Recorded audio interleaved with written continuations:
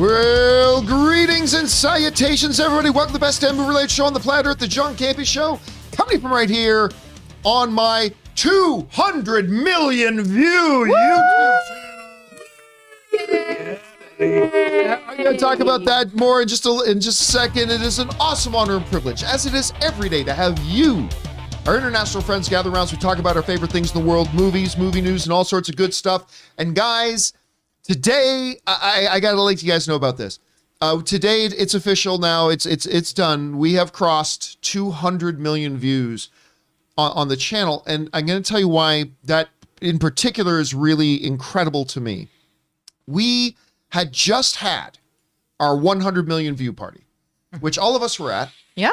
We were celebrating 100 million views on the channel. Couldn't believe it was really fun there. too. It was a great night. That was a wonderful turnout. Night. It was the first time that I got to try Ishmael's cookies.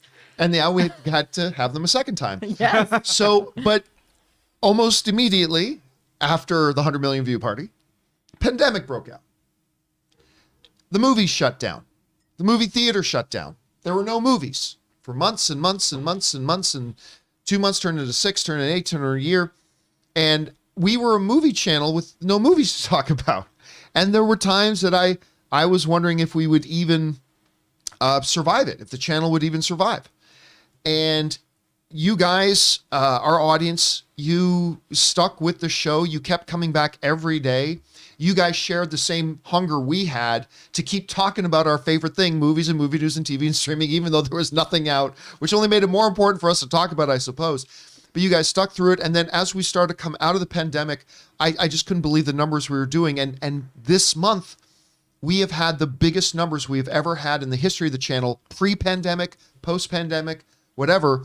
And it's just a testament to the community we have here, what you guys, the way you guys have supported the channel and supported us and stayed as a part of the conversation. And we crossed 200 million views.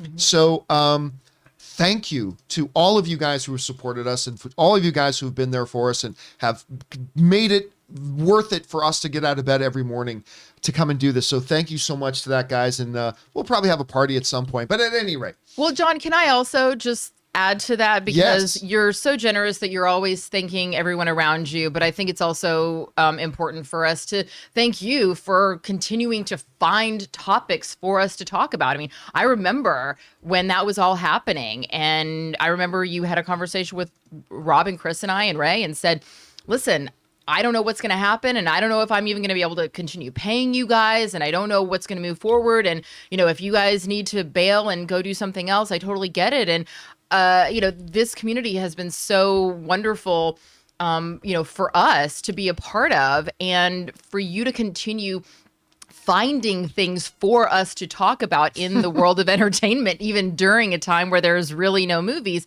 that we were like, no, this is what we do. This is where we are. And we're all going to stick together. And with you at the helm of that, and with you as our fearless leader, it makes calling this a job kind of silly. And I feel like part of being in this community is just the joy that we feel here in front of the camera, that I know that everybody out there feels watching. So thank you for continuing to keep this alive. Thank you for that. And we all know that you way prefer working with me than you did with Nathan Fillion 100%. On his show, The Rookie, last week. Yes. Or Academy Award nominee Will Smith. Will Smith, yeah, of course, your SAG Award, you know, it's 100%. That's how important it is here. You know, honestly, I've also been kind of floored because I tweeted about it last night that, hey, we're crossing 200 million. And it's pretty cool when you look at your feed and people write, and you realize some of your favorite people in the business are writing to you to congratulate you. Like who, John? I'm not going to say. Well, I already told some of them, but I mean, it's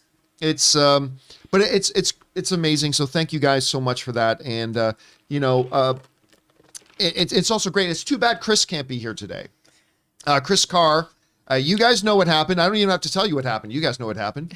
Chris Carr's car. Her car broke down again on the way in here today, so Chris will not be joining us here today. She needs to call my friend Johnny over at Hamer Toyota and get something new. But she's got a new car coming. Excellent. Anyway, guys, Here's how today's show is going to go. We are going to break the show up into 2 parts. In the first half of the show, we're going to take some predetermined topics. Then in the second half of the show, we're going to take your live comments and questions. So when you get a live comment or question in, if you're watching live, and only if you're watching live, is by using the super chat feature in the YouTube chat. However, I turned it on 2 minutes before we started the show, and I've had to turn it off already because you guys literally overfilled all the question spots that we have available. So we will get to your questions once we get to the end of the main topics. Want to remind you guys too, the newest episode of Movie Club is right now up. We discussed this week The Dark Knight to celebrate the Batman being in theaters. So if you guys haven't had a chance to check out that conversation yet, go on over. It's on the YouTube channel. You can find it on the front page there. Okay, guys. With all that down, let's start with an off the top here, shall we? And our off the top is this. You know, there was a little movie that came out a long time ago, you know, when the Conan movies were still in vogue and things like that, that Arnold Schwarzenegger himself was in, called Red Sonja. It was, of course, a comic book adaptation as well.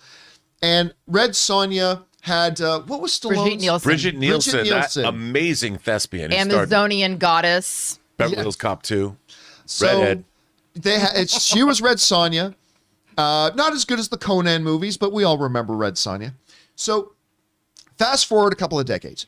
At Comic-Con, Robert Rodriguez announces that he's doing a Red Sonja, and it was going to star, at the time, his girlfriend, Rose McGowan. Rose McGowan was going to be the star of it. That's the first person that comes to mind when I think of Red Sonja. I mean, she seemed like a good fit. Mm-hmm. And that cover art, the poster. They even went so far as to make posters for it and everything like that, right? But then quiet, done. And then that's not going to happen. Then we heard a little while ago that they were in fact doing it again. And they were going to try Red Sonja again. And this time they were going to get the girl who played the girl who played Ghost in Ant-Man and the Wasp, Hannah John Kamen, was going to play the role. And that's great. But then we don't hear about anything. And now we have heard they're gone. The director and Hannah John Kamen have left the project. This comes to us from the folks over at CBR who wrote the following. Ant-Man and the Wasp star Hannah John Kamen has just reportedly dropped out of the upcoming Red Sonja adaptation. John Kamen, who was set to play Red Sonja herself, recently exited the production along with its director, Joey Soloway, reports the Illuminati. No reason was given for the pair's departure, but it's understood that Altered Carbon veteran MJ Bassett is ready to set to step in to replace Soloway.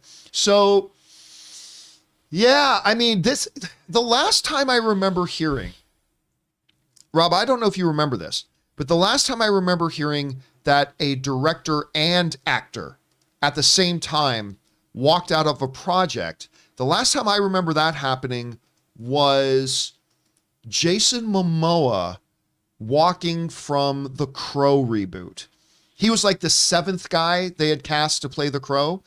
And it was going to be Jason Momoa. And I can't remember if they were on like their 5th director. So they had the director and Jason Momoa. And that one looked like it was getting some steam. And then out of nowhere, the director and Jason Momoa both walked at the same time. You don't often hear that. I can't remember any other situation like that off the top of my head. So with this, I can't help but wonder, is this a situation where like she was the director's choice and the moment the director wasn't going to be there anymore, the role wasn't going to be hers anymore? Was there something bigger behind the scenes that caused, you know, 2 of the main 2 players in this production coming up walking off? I mean, all we can do is speculate at this time, but you know, Aaron, before the show started and we started talking about this, she said, man, what a nightmare this has been. This whole production has been going all the way back to the Rod Rodriguez thing. Anyway, Rob, you hear about this. I have my doubts this project's ever going to happen. I mean, they're already saying they've got the Altered Carbon guy attached, but I'm having my doubts. It's been so many years they've tried to get this going. I'm not even sure there's a hunger for this project. You hear about this. What do you think? Well, you know, there was also a Red Sonja project that Bryan Singer was going to direct that Ashley Edward Miller, who created Dota, Dragon's Blood, who was in your documentary, right? He wrote. And that one turned into the Robert Rodriguez one, didn't it? No, that came after. Oh, that came after. Okay. Yeah, and that was obviously scuttled for various reasons. But, you know, I wonder, John, like I'm a fan of classic fantasy, you know, Robert E. Howard or Edgar Rice Burroughs or, you know, I like all that stuff. But in a world where we have Witcher and where we have Lord of the Rings and where we have Wheel of Time. Is a Red Sonja movie maybe a throwback? I don't know. I mean, it could always be done well, but I think that the enthusiasm for this project is probably part of the problem because they hire these people and they don't pull the trigger. How long does it take to write a script? I mean, this project's been in development longer than The Flash or Black Adam. It has. I know, and it's just look, you know me. I want to see anything get made and made well. I hope that everything is good, and I love high fantasy, and this is all obviously based in. This is a character that's been around for decades, and if it was cool, awesome, and a great female kick-ass character, always a good thing, especially if she's a redhead, like Red Sonja should be. Then I'm in, but clearly the enthusiasm has waned a bit somewhere along the line. I just don't know. You bring up an interesting point about the fact that we are in an era right now where fantasy is making a huge resurgence. Huge. Of course, Wheel of Time, His Dark Materials. We got a Lord of the Rings series coming to that. The Witcher is out there. You could also wonder, would that almost deter a studio from trying to do something like Red Sonja, considering there's so much else that's there right now?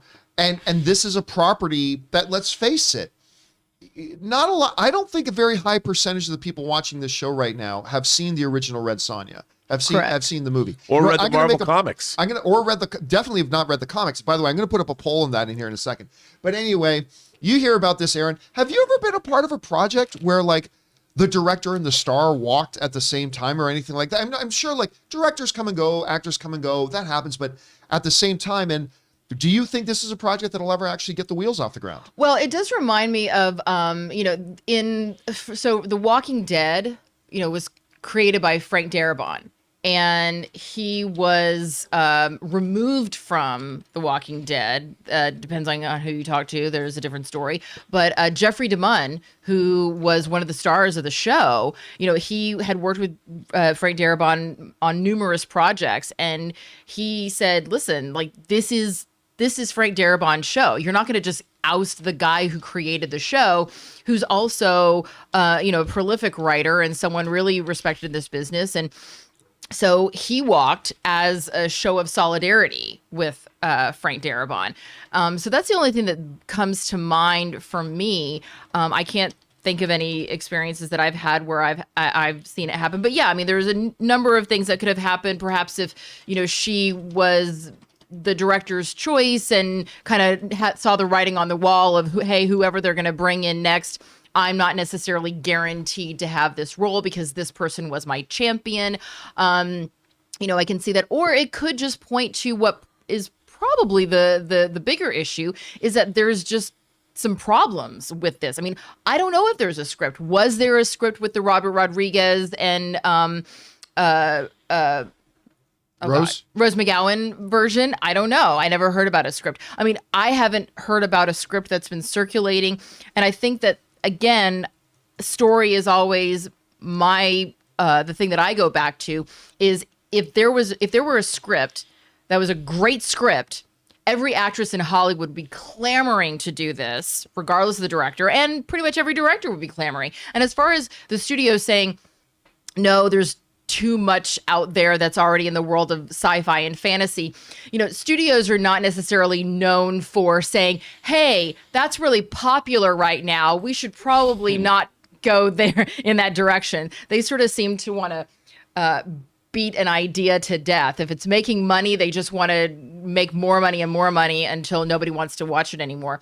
I can see Red Sonja being a great series. So instead of trying to push a feature that clearly is not going to happen and I don't think has a script, why not just develop into a series? I think that would be a great idea for one of these streaming platforms. Yeah. All right, guys. Question is for you. What do you think about this? The director and the star for Red Sonja have both left at the same time. Do you think this is a project that'll ever get off the ground? By the way, I put that up as a poll for you guys in the live viewers. We got a little over 500 votes, and 76% of you don't think this movie is ever actually going to happen. 25% of you think they will. What do you guys think about this? Jump on down to the comment section below and let us know your thoughts. All right, guys. With that down, let's move into our main topics here today, shall we? And how do we select our main topics here on the John Campea Show? Well, it's really rather simple. You see, you guys come up with them. Whenever you come across a big topic, issue, or story that you guys feel we need to cover as a main topic here on the show, just go anytime 24/7 over to www.thejohncampeashow.com/contact. Once you guys get there, you're going to see a form. Fill it out with your topic or question. It's absolutely free. Hit submit, and then maybe, just maybe, you might see your submission featured as a main topic here on the John Campea Show. With that down, Aaron, what is our first main topic today? Our first main topic comes to us from Aiden W. Hey, John, Dune was my favorite film of the year 2021, and one of the big reasons was how the visual effects took me out of the movie theater and right into Arrakis. Wondering what your thoughts were on it winning top prize at the Visual Effects Awards yesterday. I personally think it's well-deserved. Do you agree, or should another film have won? All right, thanks a lot for sending that in. And yes, so the other day, believe it's the Visual Effects Society, the VES, had their annual awards. And other than the Oscars, this is the big awards for the visual effects industry, for what they're doing. And probably something that's going to give us a pretty clear insight into what we can maybe expect happen at the Oscars as far as the visual effects go. And yes, you're right. No surprise, Dune took top prize, which was totally exciting to see, because you're right. I remember when I saw Dune, the first time I saw it, the way you just described it was perfect. It absolutely teleported you out of the movie theater. You felt like you were in Arrakis. And that has a lot to do with the cinematography, but then partnering with the cinematography, the visual effects that they did in that. This comes to us from Variety, who wrote the following.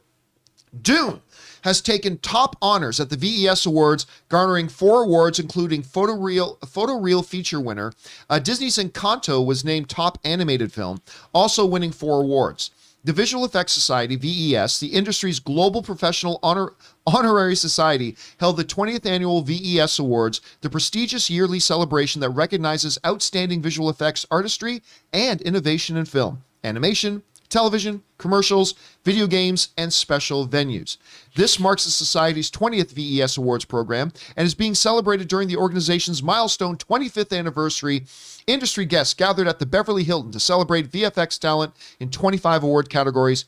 Foundation, The Emperor's Peace, was named Best Photoreal Episode. And I do want to talk about that for a second as well. So first of all, bravo. I mean, Dune did have some spectacular effects, but the strength to me of the VFX in Dune was not the big spectacular set piece effects, like with the flying and the air combat. It was the butthole monster. The butthole monsters, yes, of course. It was the world they created. I never once felt like I was taken out of it, and that had a lot to do with the effects. So let's take a look at a couple of the winners here, because as they mentioned, Encanto won for Best Visual Effects and Animation. Of course, Outstanding Visual Effects in a Photoreal Feature, that went to Dune. Outstanding Supporting Visual Effects in a Photoreal Feature, Last Night in Soho. Although I will confess to you right now, I don't really understand what Best Supporting Visual Effects are. I'm going to assume it has to do with a certain level of effects, like the background and things like that. That's my guess. I don't really know. And I worked in the visual effects industry, so I don't really know. But one of the cool ones that I love seeing was that for television and series, The Emperor's Peace for Foundation. Now, I know not a lot of people talk about Foundation. Like for some people, Foundation was a little bit underwhelming. I loved it. I absolutely adored Foundation. I really liked it too. Like Lee Pace, the whole mythology of the 3 emperors, what do they call it? The genetic dynasty? Is that what they called it? Like the whole mythology of that, the way it skips through time. I mean, I adored it. And for a television series, the effects I thought were absolutely phenomenal. So I love seeing this. And yeah, I do believe this is a precursor to the Oscars. I think we can expect to see Dune win Best Visual Effects. I mean, obviously there are going to be some other big ones in the running. Rob, do you agree with Dune taking this? Do you think maybe when we get to the Oscars, maybe another one might have a chance, another film might have a chance against it? How do you see this? Obviously, visual effects is my jam. You know, I have every issue of Cinefex magazine. I've loved visual effects even since before Star Wars. This movie had some of the most astonishing visual effects ever put on film. or digitally captured. And I think you explained exactly why. There, John, I'm always looking for verisimilitude, but the world that is created in Dune, there is not a moment where you're like, oh, that's a matte painting. Or, oh, that's like when the ornithopters are flying across the Arrakeen desert. It's flawless. It looks absolutely, and the thing is, it looks completely realistic. And what people don't understand is it's not just the quality of the effects, it's the design of the shot itself. Yeah. It's how do you shoot something and make it look realistic? Because we see the world in a certain way. So when you're doing a great visual effect shot, the way that you design the shot and how it would be how it would fit into human perception is part of that. And when you see the way the air looks in Dune, when the ornithopters fly through a heated desert environment, it's the air itself. It's not even just the ships flying. The look of that film is astonishing. It looks like they went to Arrakis and shot the movie there. I mean, it really does. High praise. It's that good. And I would say that it's the visual effects are some of the best ever done. And that's a testament to everybody that worked on the movie. And also Foundation, shout out to that show. Oh, God, I love because that show so much. the effects on that show were incredibly ambitious for a TV show. And again, it's about the design of the shots, the look of the shots, the color palette of the shots. Mm-hmm. But Dune's an astonishing effects achievement. Really is. Aaron, do you think this is a precursor to the Oscars? Do you think another one of the movies that was nominated might have a front? Or do you think Dune was the right winner and we can expect that to win at the Oscars? Well, especially for the reasons why you and Rob just spoke about, I think that this is going to really change the way that we talk about visual effects. So just to run down some of the other nominees in this category, we had Godzilla vs. Kong, The Matrix Resurrections, No Time to Die, Shang-Chi and the Legend of Ten Rings, and Spider-Man No Way Home. And, in most of these projects, I would say maybe Shang-Chi, not necessarily. A lot of the visual effects are the actual practical effects. Oh, no, sorry. That totally contradicted. The effects that we're talking about with visual effects, most people think about the rings spinning in the air, right, or the creation of Godzilla the monster. Actual things that are not real, but are created. And with Dune, we're talking about an entire world where you think that world is real and you can't tell what's been shot on green screen and what hasn't. And that is a game changer, because now we're talking about filming movies in places that just don't exist, in a way that we've seen occasionally, like what was the James Cameron Avatar? Avatar. We've seen it, but Dune, I feel like, really has changed the game on this, in making people question, am I actually watching a real place or am I watching a green screen? Yeah. In Avatar, we knew that we were watching green screen, and it was, I think, by design. We weren't supposed to think this is a real place per se. Whereas Dune, it actually makes you question your own reality, and I think that's a game changer in the world of visual effects. And the same, they did shoot Second Unit on Pandora. They actually went to Pandora. Yeah. and got their shots there. But at the bottom line, though, should we expect to see Dune take the top prize absolutely. at the Academy Awards? I mean, there's the same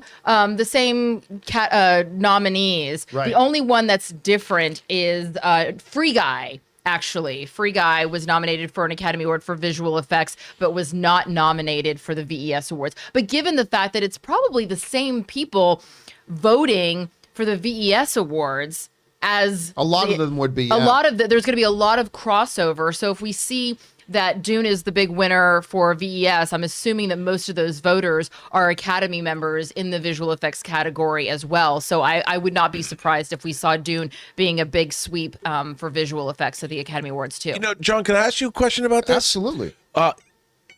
This is just a philosophical question I'm asking you. Okay. Having you worked deep today. That you worked in the visual effects industry. Yes. Obviously, like the sea battle in Godzilla versus Kong was amazing. Yeah. I mean, and that whole sequence was visual effects. I mean, you've got aircraft carriers and Godzilla and Kong fighting. You've got water effects, all that stuff, which were as far as monsters fighting, Looked great. the greatest thing, I mean, one of the great effects sequences ever. So that sequence is an amazing bit of visual effects work. And I loved it. But on the other hand, I personally am looking for that experience when you can't, like, you don't know that you're looking at effects. You can't distinguish between reality and what's on the screen. Right. And with Dune, it's the same thing. Everything with the cityscapes and the vehicles and the sandworms and all that. But how do you judge that? Like Kong versus Godzilla, Godzilla versus Kong, those are some of the best monster fighting effects ever.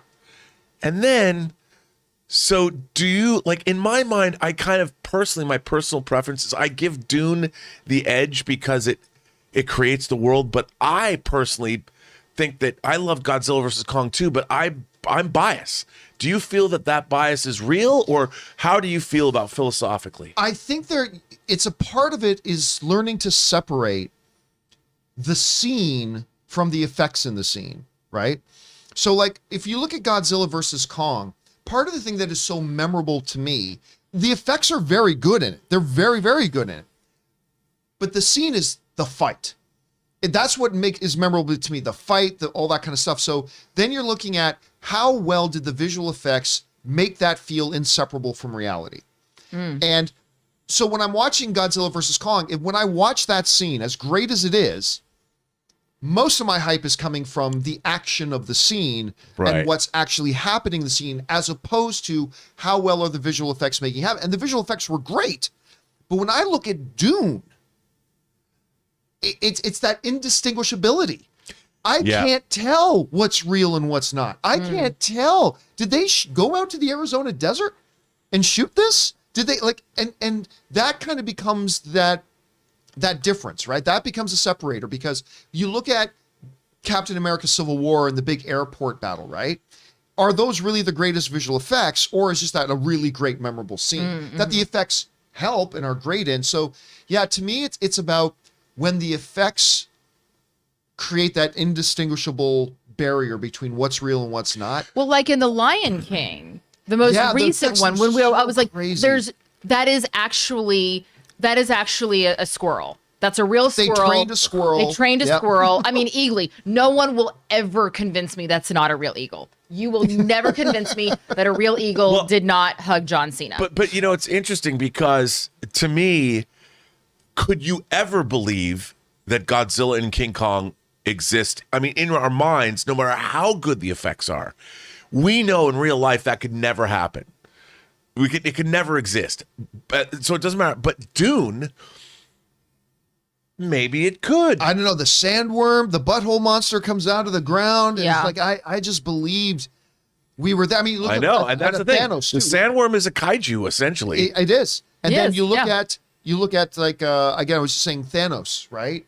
This complete fairy tale kind of character, but you never doubted for a second he was standing there with them. He's the greatest motion capture CG character ever. I might still that's think not makeup? That might be Caesar. That's not hair and makeup? I feel like that's hair and makeup. That's the thing about I feel like that's hair and makeup. Caesar's. The thing is, Caesar's pretty good, but we know. I mean, and not pretty good. It's incredible. What they did with Caesar was incredible. But Thanos, the fact that he was an unreal character and that it made you believe in him that much. I mean, that face. But you and I have often talked about this, that sometimes things that are real in real life are the harder things to do, to make us believe that was an ape. It was crazy. Anyway, guys, we need to move on. But the question is for you. Dune cleans up at the Visual Effects Awards. Do you expect to see it clean up as well at the Academy Awards? What do you guys think about it? Jump on down to the comment section below and let us know your thoughts. And now, of course, it's time to talk about our balls. Hey guys, we want to take a second and thank a sponsor of today's video, the good folks at Manscaped. You know, I was in the shower the other day and I looked down and I thought, my goodness, the boys look fantastic. Dr. Jack Hammer, the amazing Mr. Fantastical, have never looked or felt better, and that is in part due to our friends at Manscaped. Because our friends at Manscaped are the global leaders in below-the-waist hygiene and are turning men's shower dreams into their favorite routine with the all-new Ultra Premium Collection. This all-in-one hygiene skin and hair bundle is designed to upgrade the everyday man's shower routine from head to toe. Your skin, hair, and balls deserve the best, my friends. You start off using the cologne-infused ultra-premium body wash with aloe vera and sea salt to keep your skin feeling clean and moisturized all day. Then boom, it's time to take care of your hair. Simply apply the 2-in-1 shampoo and conditioner that cleanses and nourishes your hair all in one step. Then once you dry yourself off and hop out of the shower, it's time to protect yourself from body odor by applying the Manscaped aluminum-free deodorant. And do you have tattoos or any dry skin? A lot of us do. It's time to hit your skin with the hydrating body moisturizer spray. Cap it all off by applying some Manscaped lip balm. And then last but not least, we're moving on to the Lawnmower 4.0 electric trimmer to clean off any unwanted body hair. So guys, get 20% off plus free shipping with the code Campea, that's Campea at manscaped.com. That's 20% off plus free shipping with the code Campea at manscaped.com. And a big thank you to our friends at Manscaped for sponsoring this episode of the John Campea Show. Go, guys, go and show your thanks to them for sponsoring the show. Use Manscaped and make sure you use that promo code Campea. And ladies, also, you girls know what I'm talking about. I'm going to get the Primo pack for my husband. She's not lying. She was literally talking before the show starts. She goes, I need to get this for Tom. I need to get this for Tom. I'm going to get him the lawnmower, and I'm going to get him that body wash. There you go. I love the body wash. I love the body. I haven't used body wash since I was like a teenager. Tom loves body wash. He's gonna love this thing. one. He's gonna love this one. Great. Well, I'm gonna get him I'm gonna get it to him for him for Father's Day. All right, guys. With all that down, let's now move into main topic number 2, shall we? Aaron, what is our second main topic today? Our second main topic comes to us from Ankush. Hi, John. I love your shows. There are a lot of big movies which are going to be released this year. I just want to ask, which have the potential to be the biggest movie of 2022? I think it's going to be Avatar 2, but I want to hear your thoughts. All right. Thanks a lot for saying that in. And yeah, listen, we had a discussion yesterday about, the Batman just became the only film in 2022 to open to $100 million, only the second film since 2019 to open with over $100 million. And so we started talking yesterday about what other films coming out this year have that potential to be $100 million films. And that spawned a couple of our viewers to write. And it's like, okay, you're talking about the $100 million, but which one is going to be the biggest film of the year? What's going to be the biggest film of the year? And when we get to the end of it and then all the box offices count up, what is going to be the one that more movie fans, more of us, feel appealed to by that movie, get motivated to see it, get excited to see it, go out, buy our movie tickets, use our A-list, whatever, to go out to see those movies? Which one of these movies will we, the movie-going audience, make the biggest film of the year? That's a good question. I want to propose to you that there are a couple of possibilities. All right, couple of possibilities. I'm going to name my top 5, but first I'm going to give you some that I think are at least in the discussion about which ones it could be. So let's start with this. I think not in my top 5, but an honorary mention. One of my honorary mentions is The Flash. Now, not a lot of DC movies. I think only one DCEU movie has broken the $1 billion mark, and that was, of course, Aquaman. So, well, Joker too, but it's not part of the DCEU. Yeah, so DCEU though. So Joker's not part of the DCEU. So I think only Aquaman has broken the $1 billion mark.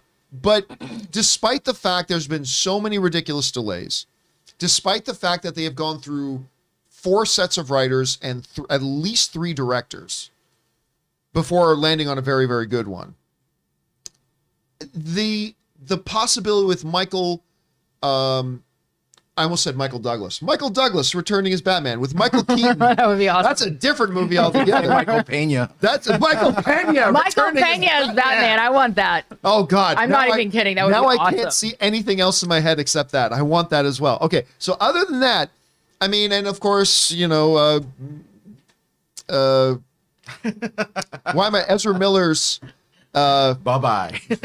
love of massaging women's necks, besides all the drama and all that kind of stuff.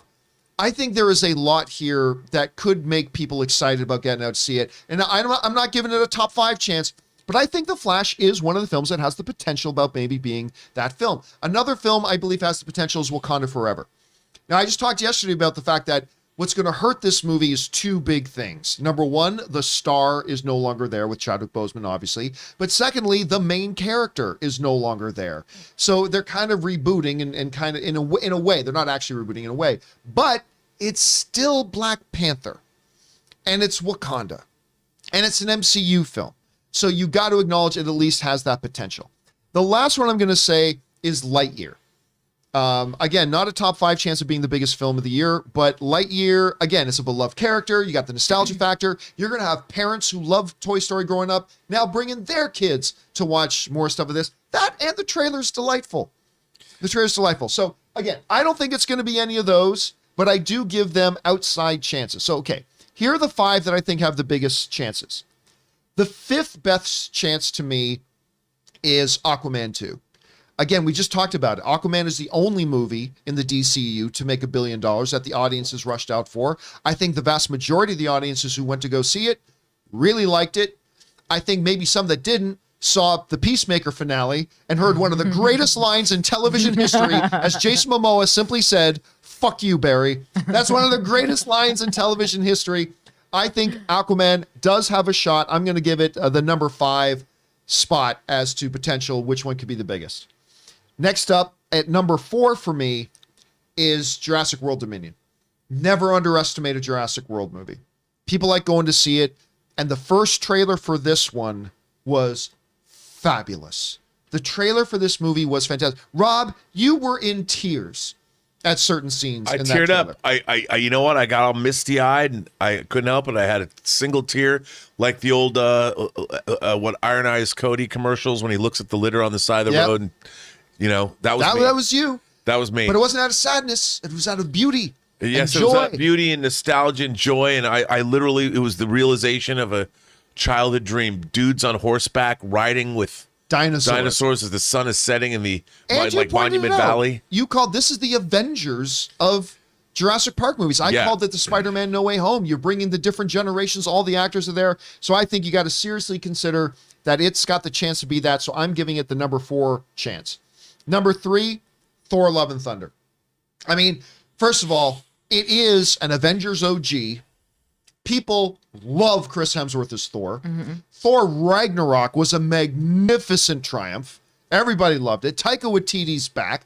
Everybody went bananas at Comic-Con when they brought out Jane again. So Natalie Portman came out, and Taika Waititi got down on one knee, held aloft Mjolnir as she took the hammer. I mean, so I think this thing's going to be a runaway box office smash.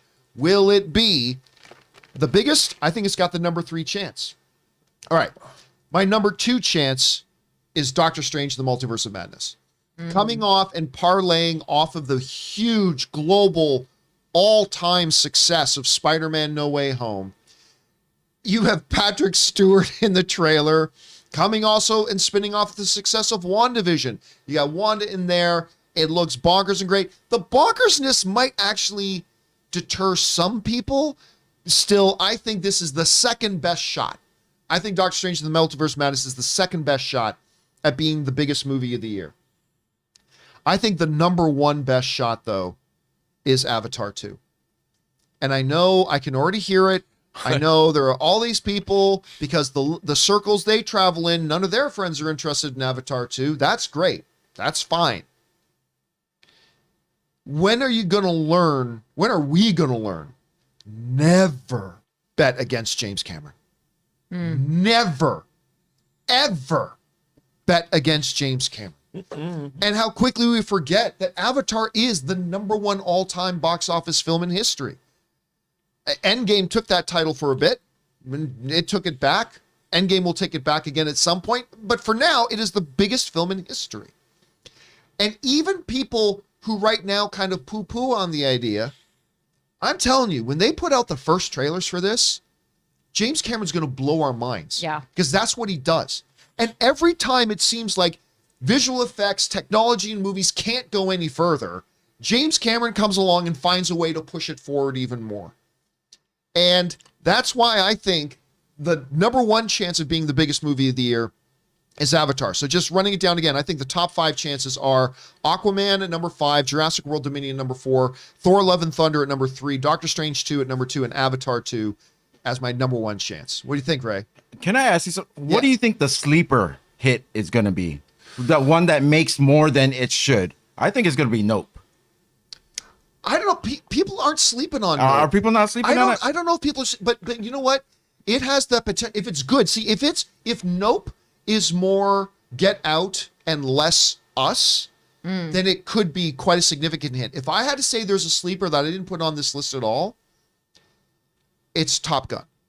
Top Gun to me is the sleeper. That could be the one that surprises us because, you know, Aaron and I saw 13 minutes of this movie at CinemaCon and it blew our minds.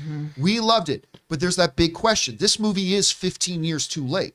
It's not 3 years too late. It's not 5 years too late. It's like 15 years too late. And even if it had come out 15 years ago, it would have been 20 years too late. And then it would have been 20 years too late. So there's that. So I think the potential is there that we may end up being shocked at how many people want to rush out because this has that potential of a Mission Impossible. You know how big of a hits those end up being for Tom Cruise. So I think the sleeper might be Top Gun. And there's also the nostalgia factor. You talk about that with Toy Story. There's also, you know, there's also the nostalgia factor of Top Gun. Hold on a second. What are you trying to ask me?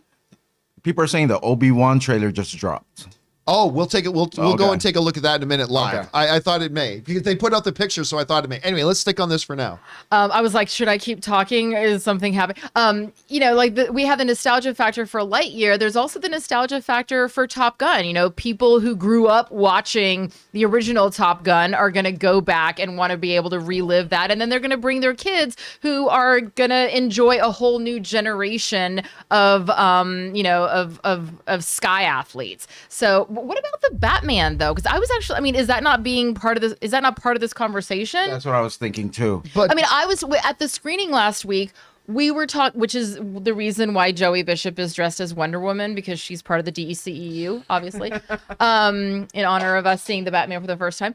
I was talking to people that were at the screening who that was their third time seeing the movie and it wasn't even the weekend yet. It was Friday morning and they'd already seen the movie 3 times. yeah, but when you look at its opening weekend numbers, I don't think it has the chance of reaching it's not going to have the legs and the chance to reach what I think a lot of these other ones are going to reach. Got it. So I'm going to say no. I don't think that Batman has a lot of a chance. Do you think that also now that we seem, and I'm just saying seem like the concerns over people going back in public, going back in the movie theaters, fears of COVID have seemed to wane, that this summer is going to be the blockbuster summer that we remember summer movies being?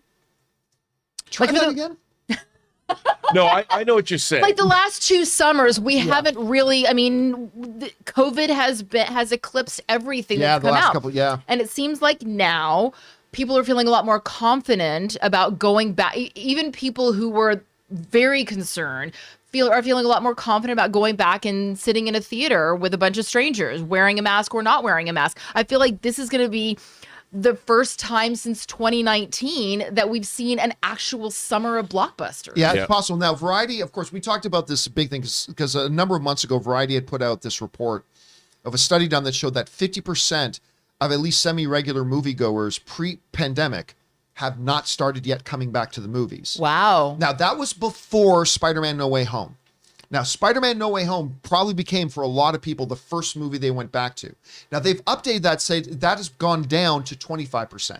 So there are still a lot of people who were at least semi-regular moviegoers pre-pandemic who have not yet started going back. But that number is going to start to expand as we saw with Spider-Man No Way Home. So, yeah, it may not be back to pre-pandemic levels, but I think you're right. I think this will be the first summer that we feel like this is a legitimate blockbuster season now that we haven't had in a while. And also when studios hopefully are not releasing movies directly to streaming, but is Warner Brothers going to do the same thing that they did last year? Are they still continuing with that? We're releasing it on HBO Max at the same time as we're releasing it in theaters? No, they said they're done with that. They'll never do that again. There you go. So that's why Batman was just in theaters. So. Yeah, so I think that's also going to have an effect on it. So let me ask you then.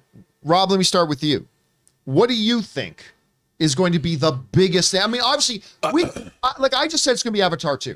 If the trailer comes out and I don't think it's very impressive, I'm going to reserve the right to change my guess. Of course, we always where have are to you do at that. right now?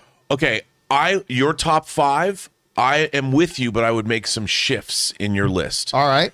I would bring Jurassic Park up to number 3 in front of Thor: Love and Thunder. Okay. So for me, number 1, Avatar 2. I completely agree with everything you said. Number 2 is Doctor Strange. I don't think Doctor Strange is going to do Spider-Man numbers, but I think it's going to be in that realm. Number 3 is Jurassic World Dominion. Number 4, I'm going to put Aquaman in front of Thor: Love and Thunder at number 5. Really good. But you think Aquaman has a better chance of being the biggest film of the year over Thor: Love and Thunder? Only because I believe that Aquaman outgrossed it. It really depends. Those two movies, it depends. We haven't seen trailers on either one of them, so it's hard to say. Just like we haven't seen Avatar 2. But I would estimate with what Aquaman did at first, if it's great and if it's crazy and fun, it could probably make more than what it made first. And I think Thor has never. I don't know if did Ragnarok make $1 billion? I don't know. Yeah, I believe it did. I'm not sure, but I think that it depends. But I want to put Aquaman, but the top 5 that you said. So Avatar 2, Doctor Strange, Jurassic World, Aquaman, and Thor: Love and Thunder. That would be my choice.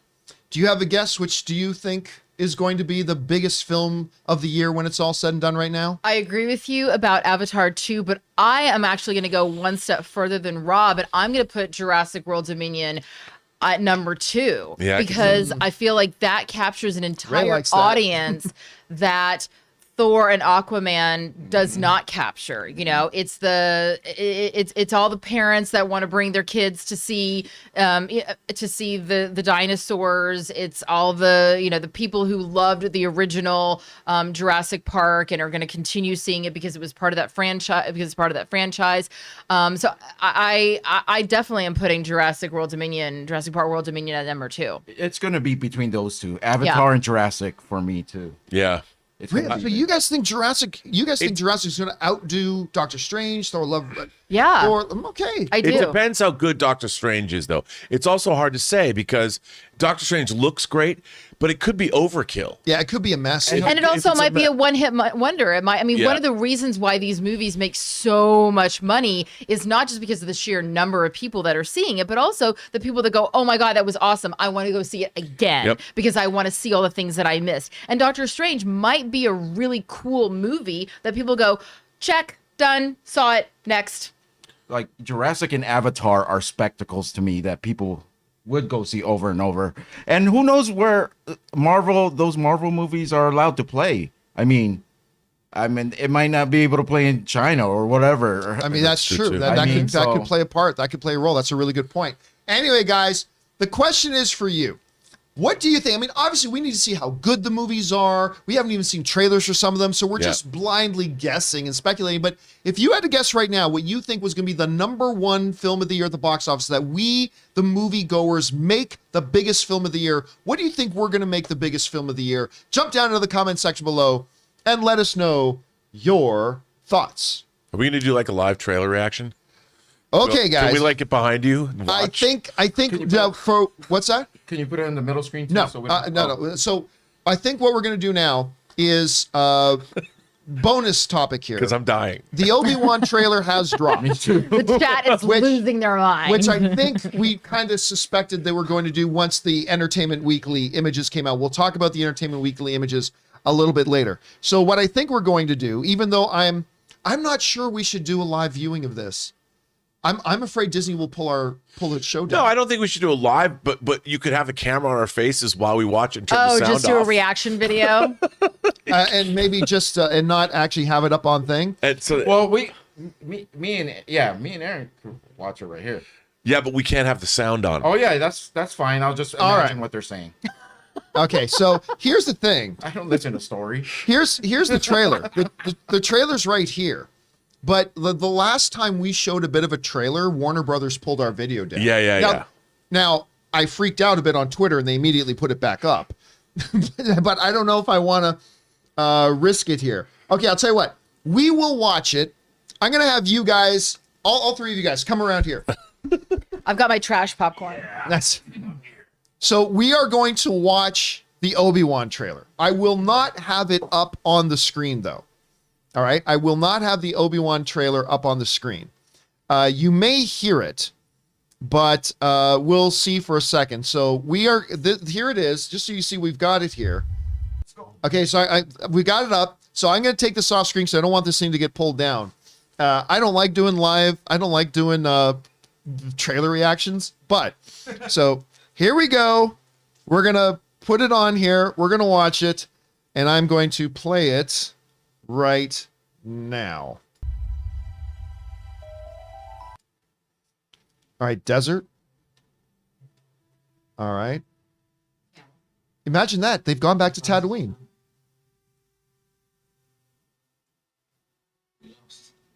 Ooh, I like that. We lost.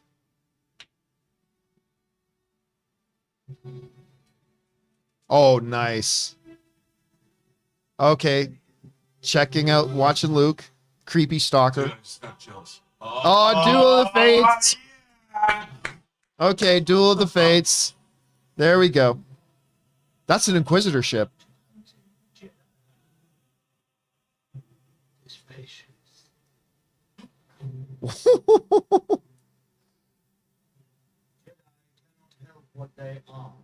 Ooh, who's that? Their compassion Is that the Prime Inquisitor? There we go. leaves a trail. Oh, Joel Edgerton. The Jedi code is like an itch. Okay.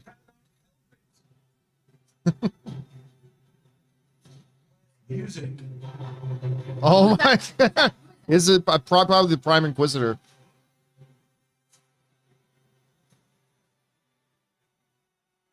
All right.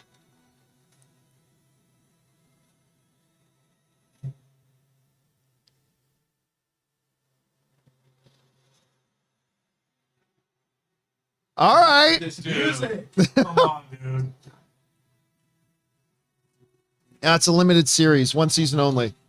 At the bottom it should Uh, say, forget Boba Fett. just forget about Boba Fett. All right. All right. All right. We just watched the trailer. That looked cool. Can I just point out, you can tell that this series is directed by a good Canadian kid. That's right. Good Canadian girl directed this entire series. Okay, I gotta say that looks pretty good. That's a good palate cleanser. All right, well, we just watched it. Dude, as Rob, soon as what's your reaction as to soon as this? the Duel of the Fates kicked in, I had chills the entire time. Duel of the Fates is, yeah. That's, I mean, even the things between victory or defeat or whatever, man, I'm in. I mean, but and even though I think that it leans a little heavily on Tatooine, I understand why. We get to see new Star Wars worlds we haven't seen before. There's stuff in there we haven't seen in live action. I'm excited. You know, seeing McGregor as Obi-Wan, I don't know, I just feel safe. He makes me feel Yeah. safe. I don't know why. Like, he's protecting all of us from a bad TV show. He's going to protect us all from a bad series. Man, that I gotta say, it looks very impressive to me. It looks serious. I love the tone of it. You know, I just read that Deborah Chow said, "Thank you, George Lucas, for casting Joel Edgerton as Owen, Uncle Owen, on Lars," because apparently, you know, he's progressed a long way as an actor since the end of Revenge of the Sith, 17 years ago. And so how cool is it that she inherits this great actor, and apparently he's got a big part to play. we're going to be talking about an image a little bit later on where I actually really like Uncle Owen. Mm-hmm.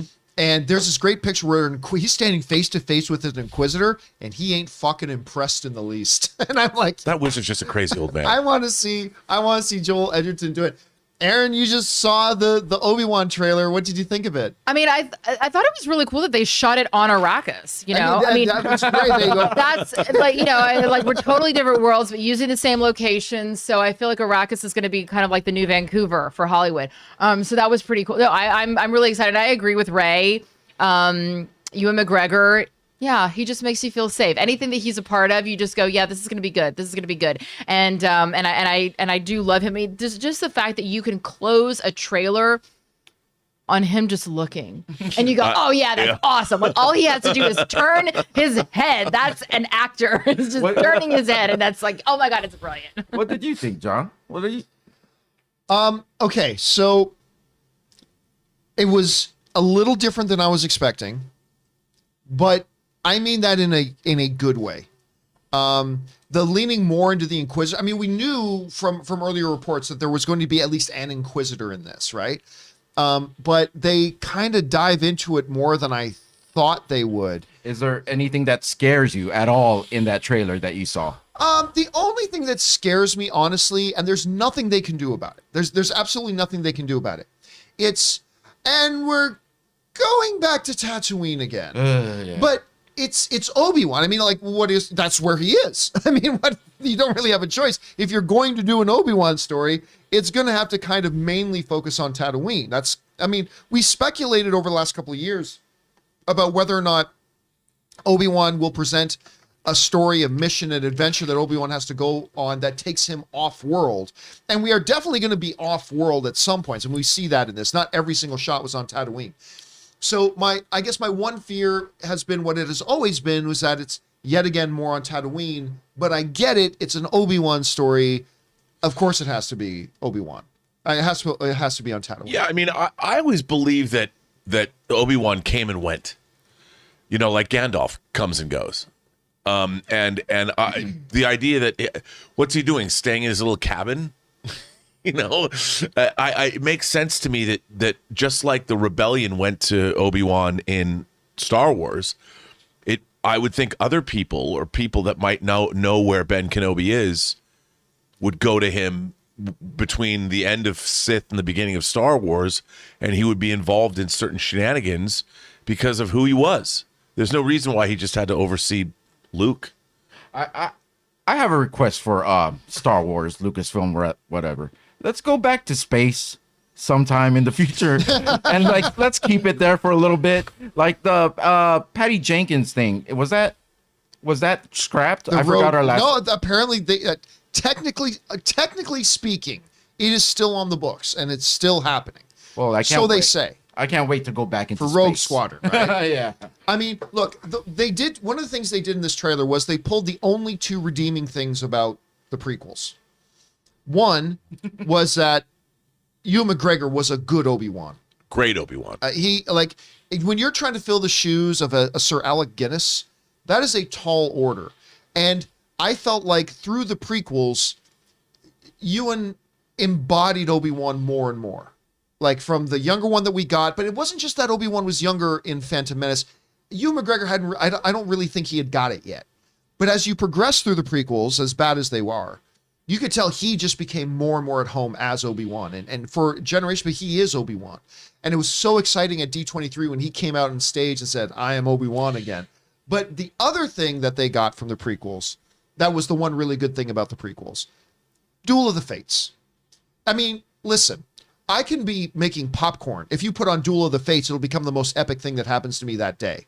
The Duel of the Fates is right up there with the Imperial March and the fanfare and all that kind of stuff. Like, that's how good that piece of music is. So you put that in here, totally great. The only other thing for the prequels that was anything redeemable and really great was the pod race scene. So, but I don't think we're going to see any pod races on Tatooine here. I know. I would have to say that I think that I've always said that the prequel trilogy, they're not good movies, but they're good Star Wars stories. I'm glad you believe that. And but we're not here to talk about the prequels. We're here to talk about Obi-Wan. What I would say is that everything that has come after, I think the Clone Wars animated series, Rebels, there has been so much that has come after the prequels that have helped to redeem what the prequels were. I disagree. But John, anyway. One last thing.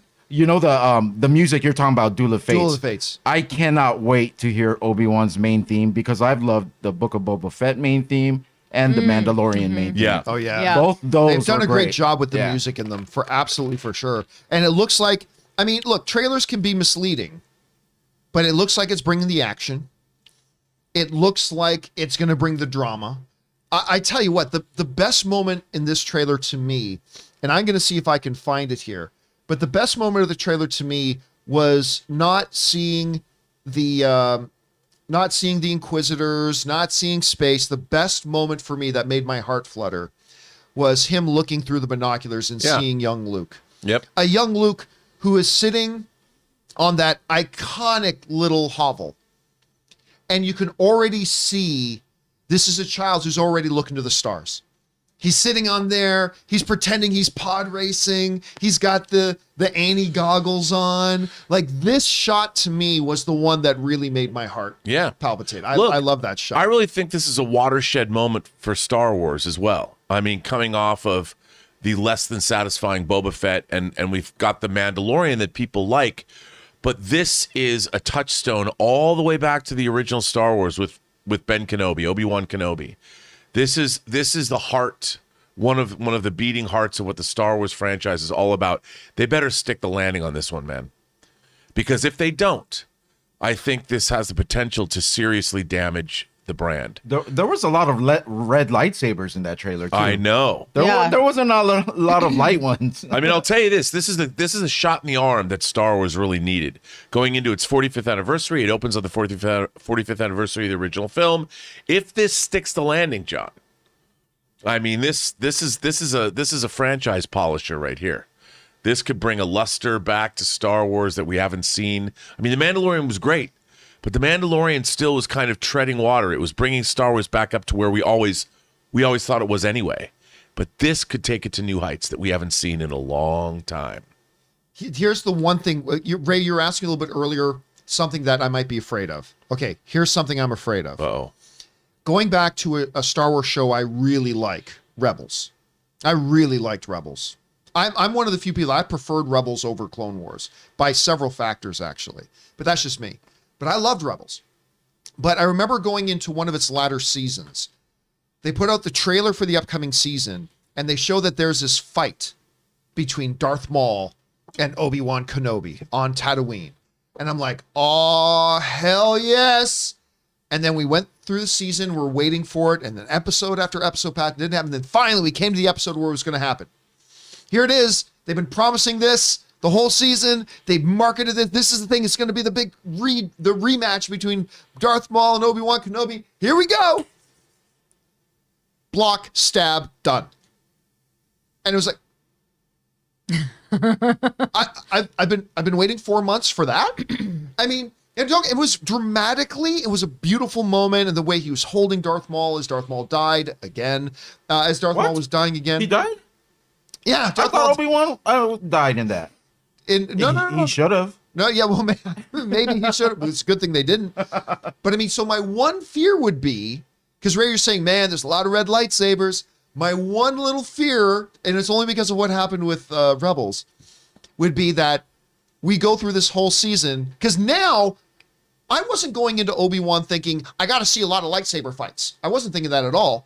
But I am now. Mm-hmm. After watching that trailer, now I want to make sure we get some good and my only fear is that they'll disappoint us on that. I hope they don't. There should be no fears. This has been in the works for the longest time.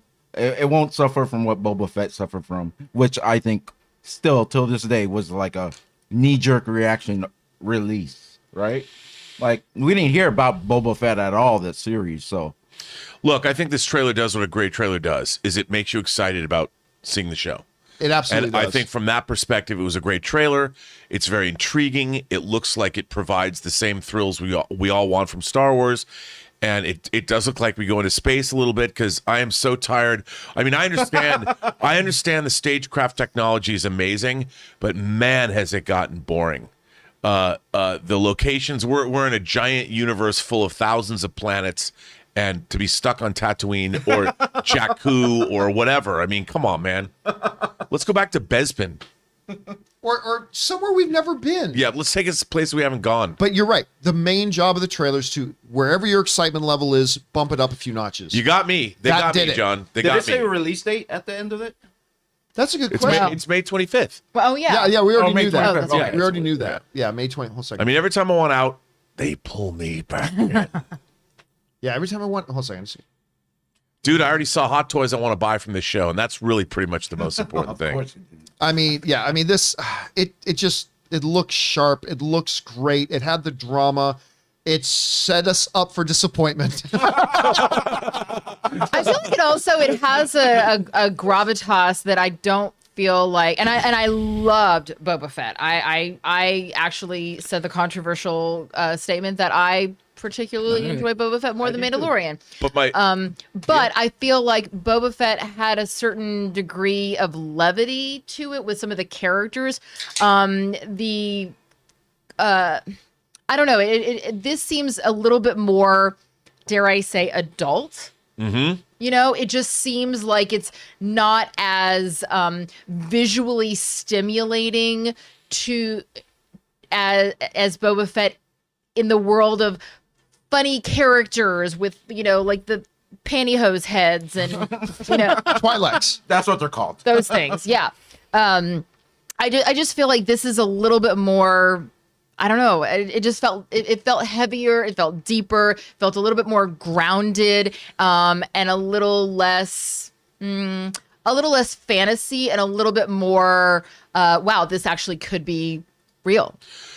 You know, the word in fan circles, though, that I can't get over, I think it's great. I don't know who actually made this one up. Anticipantment.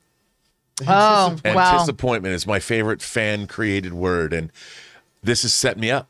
I just want to say, you know, on one hand, I am set up for some really, really quality anticipantment from this trailer. Yeah. I mean, look, all I'm going to say is this trailer, once again, proves when you get a Canadian to direct things, it just turns out better. How do you explain Star Trek V? Ouch. Sorry. By that point, he had his American citizenship. I love you. Everyone knows I love Bill Shatner. By the way, he's going to be 91 on March 22nd. Yep.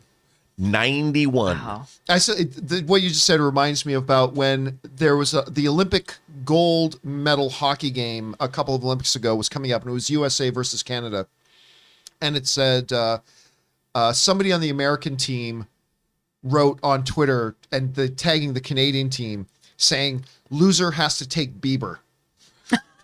and then one of the players from the Canadian team wrote back, you broke him, you keep him. You break it, you bought it. Which, by the way, Ann just went to a Bieber concert last night or 2 nights ago. And she just said it was one of the best shows she's ever been to. Of course it is. He's a great showman. He's very talented. Yeah, good for Biebs. Leave him alone. And by the way, everyone knows William Shatner is my favorite, my favorite singer, iconic, one of my favorite singers. Yes, absolutely. This album, but I mean, William Shatner's career is one of the great careers in all of entertainment history. One more question. You know what? Part of it was because he had American citizenship. Is Mandalorian season 2 out this year? Is this the only Star Wars series we're getting this? I believe it's. Is it not? I thought they said. I think we're getting Mando season 3 in December. Yeah, I think it's December this year. Yeah. Okay, so I was about to say this would be the last Star Wars series we get for the rest of the year. Better be damn good then. Yeah. All right. Question is, guys. I'm sure we'll talk about this more tomorrow as well. But the question is, guys, did you have a chance to see this Obi-Wan trailer? We've only watched it the once. We might dissect it a little bit more tomorrow. Question is, what did you think about it? Whatever you thought, jump on down to the comment section below and let us know your thoughts. Guys, we want to take a minute and thank a sponsor of today's video, Viore. Now, you know, Ann and I like to work out and train several days a week, but the thing is I want to be comfortable and not look like a slob at the same time, and I often have a hard time finding something that does both. But Viore, everything is designed to work out in, but it doesn't look or feel like it's made to be worked out in. It is so comfortable, you will want to wear this stuff all the time. Now, you guys know I like some flexibility and versatility in the clothes that I wear, but that's where Viore comes in. See, it can be used for just about any activity like running, training, swimming, yoga, but it's also great just for lounging around or going out on the weekends in. For example, take the men's core shorts. These are the most comfortable and one of the best looking pairs of shorts that you can own, and they're versatile. One pair of shorts for just about every sport that you can play. Or take the men's Sunday performance jogger. These pants are perfect for lounging around in or going out for a good run. Viore is an investment in your happiness. For our viewers, they are offering 20% off your very first purchase. Get yourself some of the most comfortable and versatile clothing on the planet at viore.com/Campea. That's VUORI.com/Campea. viore.com/Campea. Not only will you receive 20% off your first purchase, but enjoy free shipping on any U.S. orders over $75 and free returns. Go to viore.com/Campea and discover the versatility of Viore clothing. And once again, we want to thank the good folks at Viore for being a sponsor of today's episode of the John Campea Show. And yes, believe it, it really is that comfortable. Okay, with that down, let's move into main topic number 3, Ooh, I shall love we? it when you put up that graphic. Aaron, what is our third main topic I'm sorry, can I today? just say what just happened? No, what just happened? So Ray just reached in his drawer because I'm over here eating the jalapeno popcorn that you threw away, and he handed me a plate, and I thought it was because I was getting like popcorn crumbs everywhere, and then I realized no, he was handing me a plate so that I would put a big handful of popcorn. So here, Ray, here is. She's all, thank you. And I was like, no. thanks, Ray. And he's like, no, give me some popcorn. I'm hungry. All right, main topic number 4 comes to us. Number 3, excuse me, comes to us from Kyle Arking. Hi, John. Is it? I think it's. I'm sorry. Am I just switching? Oh, hello. Oh my goodness. Thank you so much. Yes, popcorn threw me off.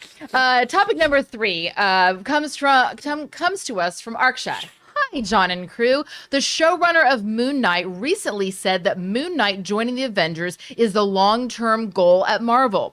I don't know about you, but I was hoping Moon Knight to be a character like the Punisher who flies solo because his codes are often not too good for the morality of the team. I was hoping Moon Knight would show up in the larger MCU to just help temporarily with a big issue, but would largely keep it to the streets. All right, thanks a lot for sending that in. And yeah, actually, there's been a couple of things regarding Moon Knight that have come out just over the last day or so. Let's focus on this one first. The whole idea about what is the future of Moon Knight. Well, I mean, it's difficult to say what the future of Moon Knight is when we really don't know. Like Rob, you were saying before, this Moon Knight iteration is really not like, at least it's certainly not identical to any of the Moon Knight iterations we've had before. It seems to be a conglomeration of an amalgamation of different things. Yeah. So it's hard to say before we see a single episode, really, what is the true nature of the character going to be once we get to the show? And we've only got a few weeks to go until the show comes out. Also, and then what will the future of it be? However, obviously, the writer of the show was asked, like, hey, are we going to see this guy in the Avengers? Right? Which is kind of our starting assumption, that any character in the MCU is going to end up being in the Avengers, which is probably not true. It's probably not going to be every single heroic character we see is going to end up in the Avengers. That's probably not the case. But will it be for Moon Knight? Well, this is what they said. This comes to us from the director who wrote the following. When asked if the show would serve as the launch pad for a much larger crossover with the MCU, being in the Avengers, Jeremy Slater, Moon Knight's head writer, admitted that he doesn't know the character's future. If it's up to him, the Umbrella Academy scribe pointed out that he would love to see Moon Knight become a member of the Avengers in the future. The honest answer is, he said, I don't know, because Kevin Feige is the guy who decides all that stuff. Look, if it was up to me, he would be part of the Avengers. It's absolutely not up to me, but I think that is the goal. So, in one hand, he's saying, and again, thanks to the direct for bringing us that. On the one hand, he's saying, well, I don't know. I don't know. But then on the other hand, he's saying, but I believe that's the goal. So at some point, there were conversations about what the future of Moon Knight is going to be. And it does sound like he's at least it's been mentioned to him that getting him into the Avengers at some point is apparently one of their targets that they're going for. Now, another interesting thing has come out this morning about Moon Knight. And it shouldn't be a terrible surprise, but there are reports right now going around, and I believe it came from the Disney Insider, that are reporting that Mark Ruffalo is going to be in Moon Knight. Now, whether he's going to be Hulk or not, we're not 100% sure. But this comes to us, again, from over there. Let me see if I can get it back to where we were talking about it here. Oh, yeah, there we go. Where does it says? Here it goes. The Diz Insider show shared that Mark Ruffalo will appear as Bruce Banner / Hulk in Marvel Studios' Moon Knight, which premieres on March 30th, which we are getting really damn close to. We know Moon Knight is coming out this month, but we have exclusively heard that Bruce Banner, Mark Ruffalo himself, will premiere in Moon Knight. Will premiere in Moon? Does that mean he's going to be in episode 1? Now listen, on the one hand, this shouldn't surprise us, because we already know he's popping up in She-Hulk. We saw that in the preview they gave, so we know that. So it wouldn't be terribly surprising if he popped up in one or two other things as well. Although I got to say off the top of my head, how the hell does Banner fit in with what's going on here? So Rob, you are our Moon Knightologist here. And not a lot of people know that at the University of Birmingham, Moon Knightology is an actual MA course true. that you can take there, and you are a doctorate Well, in Moonology. So let me ask you the two things here.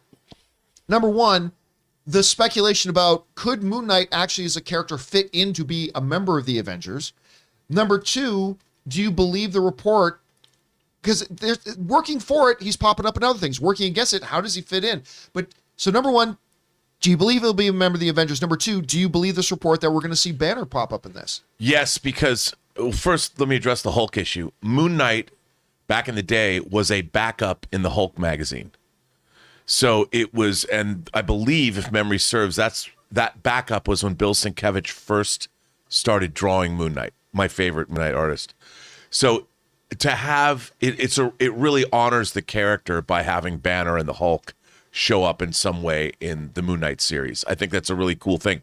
I don't know from a storyline standpoint how they were going to make that work with this iteration of Moon Knight, but in terms of the history of the character, kudos to Kevin Feige for that kind of honor for the character.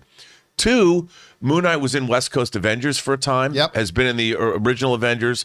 So Moon Knight, it's not like Moon Knight is out of the running to be an Avenger. He has been in the comics. But I would like to say that what is the name of our viewer on this topic? A shot, I think it was. A shot. I agree with shot. him. He and I park our shuttlecrafts in the same shuttle bay. I totally agree with you. I prefer Moon Knight as a single character the same way I prefer Daredevil. I like Daredevil as sort of a singular entity. That doesn't mean that they can't team up. Just like a Spider-Man story. Spider-Man worked well in the Avengers. I think Moon Knight can work well in the Avengers. But I prefer these characters on their own, and I think Moon Knight works best when he is on his own, just because of the kind of character that he is. By the way, I should mention for those of you watching, Chris Carr is now joining us in the live chat. She's not here because her car broke down again on the way here. She's got a new car coming, everybody. Don't worry, she's got a new car coming. It's good to see Chris Carr in the live chat. This whole crew has new cars. Yeah. I mean, when Chris gets her new car, we're all like, well, there's Ray? one who doesn't. Ray, if anybody in this room needs a new car, it's Ray. Yeah, I know. He's got to get himself a new car. But at any rate. Well, he's a sharp dressed man. But yeah, I mean, look at how sharp he dresses. He looks good. Honestly, He looks good. the 10% of my wardrobe, I'm not kidding, the 10% of my wardrobe that is actually presentable, because listen, I'm a schlub when it comes to, I have no fashion sense. You're just a real guy. I have no fashion sense. I have no fashion taste. I've owned this shirt for 8 years. Yeah. I mean, whatever. Tom is the same way. He has not bought new clothes. He will literally wear I'll be like, I'm throwing this shirt away. And he's like, I got that shirt my sophomore year of college. I'm like, yeah.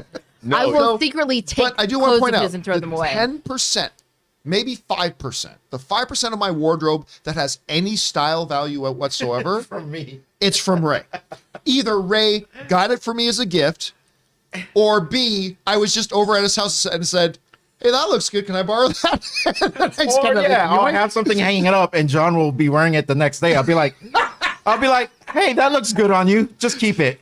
It does, bro. Like Ray has excellent fashion sense. The He only really thing does. I don't want to trade is shoes. I never believe No, but anyone you should just- wear the anybody's best pair of shoes I have, you bought me. Yeah, I just buy you. The best pair of shoes I own, Ray got me. Dude, I'm 'Cause I just have no fashion excited sense. spring is coming so I can wear all my geeky t-shirts. And I have to say, this shirt, our friend Cliff Stevenson made this shirt for me, gave it to me over the weekend. This is Stand an actual, up. We can't really see Oh, you it. can't. Also, Here, there- here, what- this is an ad. This is the actual ad for when Apocalypse Now opened. Oh, that's at the cool. Cinerama here in LA. And this is what he's been doing is taking original newspaper ads and making t-shirts That's out of an them. Oh my awesome God. I idea. love that. Okay, well, as awesome as Cliff is, we should get back to Moon Knight. Yes. What do you mean?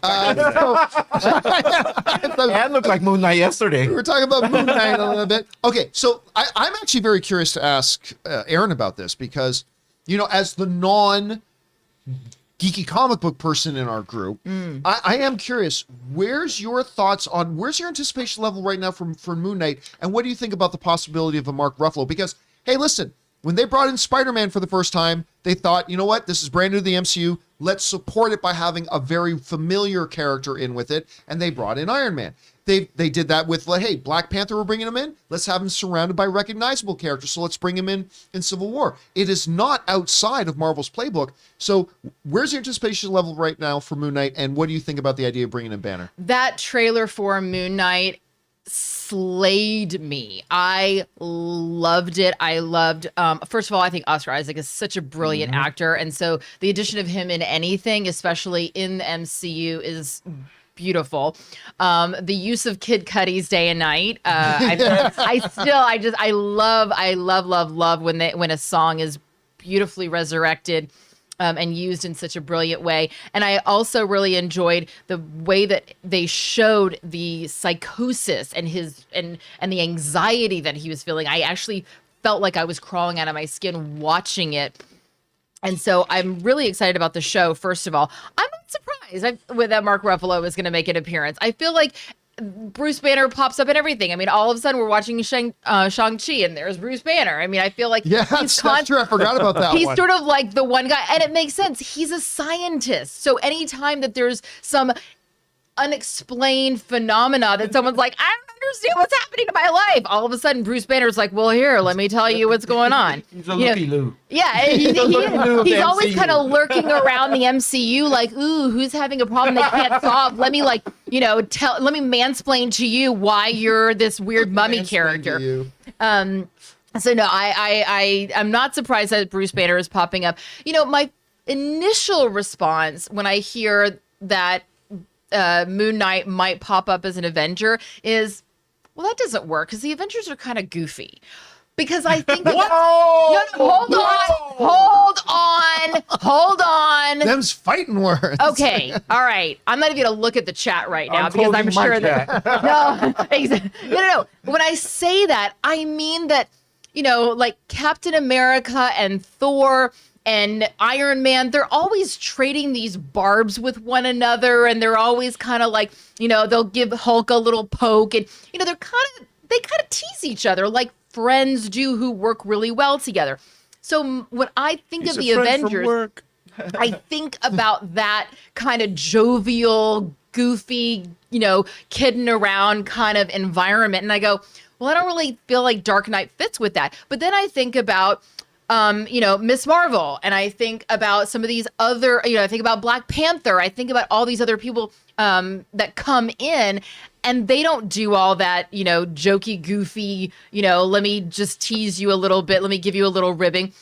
It's more those central characters that have that relationship with each other. So then I go, oh no, actually, when it comes down to the real stuff that the Avengers do, which is fighting the bad guys and solving the world's problems. Yes, absolutely. I think that Dark Knight could fit into this. Moon Knight could fit into this beautifully. If they all of a sudden have him, trading barbs with Thor, I'm going to go, that's a little outside. I have a suggestion. Don't go back into the chat for the rest of the day.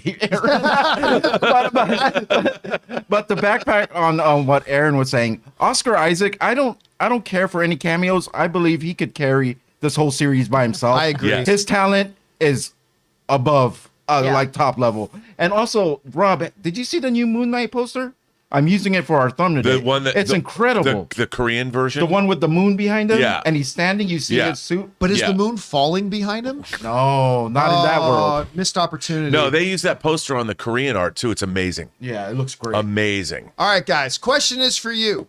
What do you think about this stuff? That the idea of Moon Knight becoming an Avenger. It's hard to say good or bad when we haven't seen the show yet. What do you think about the idea of Mark Ruffalo coming in? Do you believe he will? If so, do you think it's a good idea? Whatever you guys are thinking, jump on down to the comment section below and let us know your thoughts. All right, guys. With that down, let's move on to main topic number 4, shall we? Aaron, what is our 4th main topic today? This comes to us from Kyle Arking. Hi, John and crew. Hello. It has been announced that the sensational Florence Pugh has been cast as Princess Irulan in Dune Part 2. I screamed in the middle of Target when I heard this news. Princess, am I pronouncing that right? Irulan? Yeah, Irulan. Princess Irulan plays a major role in the second half and in the sequel, so I'm really excited. I can't wait to hear who will play the Emperor. My pick is Christian Bale. Thanks and have a great day. All right, thanks a lot for sending that in. And yeah, listen, for those who know Dune and the Dune story, as fantastic as the movie is, one of the things that will jump out to you right away is, where's the princess? They didn't have the princess there. Now, if you go back to the sci-fi miniseries of Dune, they introduced the princess very early on in their iteration of it, because she does play such a major role, if you know the Dune story, in the overall narrative and where the movie ends up, where the story ends up. She's incredibly pivotal and important in all of it. So where is she? And it left people like me wondering, because I remember after I first saw Dune, I think I brought it up on the show, it's like, I wonder if maybe they took some creative liberty and they're just going to not have the character in there. They're going to come up with something else. That didn't make a lot of sense because they're following pretty closely in a lot of other ways. But still, no princess. Well, we've got our princess now. She's here, and she is one of the hottest stars in the world right now in Florence Pugh. This comes to us from the folks over at Slash Film, who write the following. Arguably the most in-demand young actor around, Florence Pugh, has entered talks to join Dune 2. And this won't just be some throwaway role either. The actor is apparently being courted to portray Princess Irulan, a character who is an enormous influence in the author Frank Herbert's original Dune novels, and who stands to play an integral role in the films to come. Should this casting pan out, and fans of both Pugh herself and the actual IP should certainly be hoping that it does, it would represent the first major casting addition to the sequel, with Pugh joining the A-list ranks of those who will be reprising their roles for another go-round in the battle for control over the desert world of Arrakis and, well, the Empire at large, because, damn it, the spice must flow. And I'll tell you what, this is phenomenal. I mean, look, Denis Villeneuve is... I might go out on a limb right now and say he might be the biggest director right now that actors want to work with. Like, everybody will want to be in a Christopher Nolan film. Everybody will want to be in a Steven Spielberg film. Everyone may want to be in an Antoine Fuqua film. Everybody may want to be in whatever, or an Ava DuVernay film. Martin Scorsese. Or Scorsese, another one. But I think right now, the one that everybody wants to work with is Denis. And so when you look at the already absolutely stacked cast of Dune, would it be a surprise if one of the most in-demand actresses right now in Florence Pugh would also be lining up to be on that list? I'm not surprised at all. And you know what? I think, now that I think about it, I think the on-screen chemistry between her and Timothée Chalamet would be awesome. But it does raise a great question about, well, then who's the damn emperor? Who do they, because we didn't see him either. And again, in that miniseries, he arrived fairly early. And that's her father, so it can't be Christian Bale. Yeah, no. So Christian Bale can't be Florence Pugh's father. Or Why not? maybe Yeah, he could, I guess. Yeah, Why he couldn't could. he? He totally could. You got to get somebody. You got to get an older actor to play the emperor. I guess. If Sally Field could be Daniel Day-Lewis's wife in Lincoln, anybody can be anything. Oh, let me do this. Hey, Google. How old is Christian Bale? So we find this out here. Christian Bale is 48 years old. So Christian Bale's 40. He could easily be her dad. Asked me to play your favorite live Stop. radio station too. Now Google, Google won't shut shut up. up. Now Google shut up. So yeah, he could totally be it. Again, I don't do the X actor and X role sort of things. Just make sure you get a really great actor, and I'm totally fine. Christian Bale certainly falls under that category, and we're about to see him in Thor: Love and Thunder as Gore the God Butcher. So they maybe have him pop up in this too, but that will be interesting to see. Listen, by the time they get to the point where they're negotiating the contract, that already means the studio's decided she's the one they want. She's decided she wants to be in it. 95% of the time, once they enter this stage, it gets complete. So I'm just going to assume at this point she's going to be in it. I love it. Love it, love it, love it. I always say just make sure who you're getting is talented. They got one of the hottest, most talented up-and-comers right now. You can't even call her an up-and-comer anymore. No. She's here. She's Yeah. arrived. It's done. So I love this casting. I think it's great. Rob, you are our resident masters in duology. Not a lot of people know that at the University of Calgary, Dunology is an actual master's degree program there. Yeah, Professor. in Calgary, the first thing you think about when you walk outside is sand dunes. Yes, it's exactly what you think of when you're in Calgary. No, But you're a big Dune guy. what do you think of this? Dune. Look, I think this is great casting, and Princess Irulan, like you said, in David Lynch's Dune, she actually opens the movie. Right. You know, she's Virginia Madsen floating in space. The beginning is a very delicate time. Know then that it is the year 10,191. Yes, it's true. And I think it's great. And I love it. I love Florence Pugh. I think she's great in anything. I mean, and she's got just some amazing range. And I really think that she can play like a street level urchin, and she can play royalty. And I think she's one of our most exciting young actresses, and this role where she has to be regal, and she's called upon. I mean, if they go on and make further Dune movies, like I always thought they were going to make 3 Dune films. They were going to do Dune, then do Children of Dune, which would be a big deal for her, and Dune Messiah. So I think it's great. I love this casting. Rob, how dare you not mention Dunefall?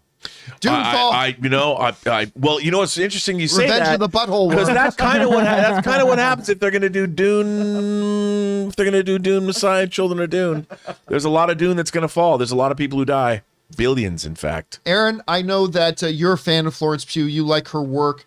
You hear about this. What do you think? Is she a good match for Dune?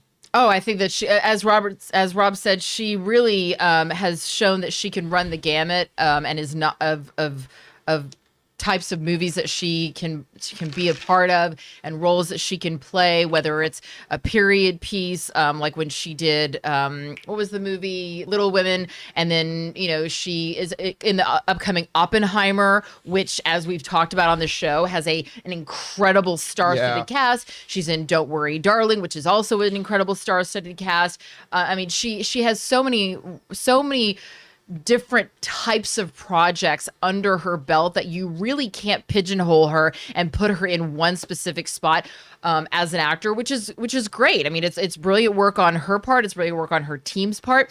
I also think that given the fact that she has been in a relationship with another famous actor for many years and seems to be able to keep her private life just that, and her relationship status. Now I got to ask, who?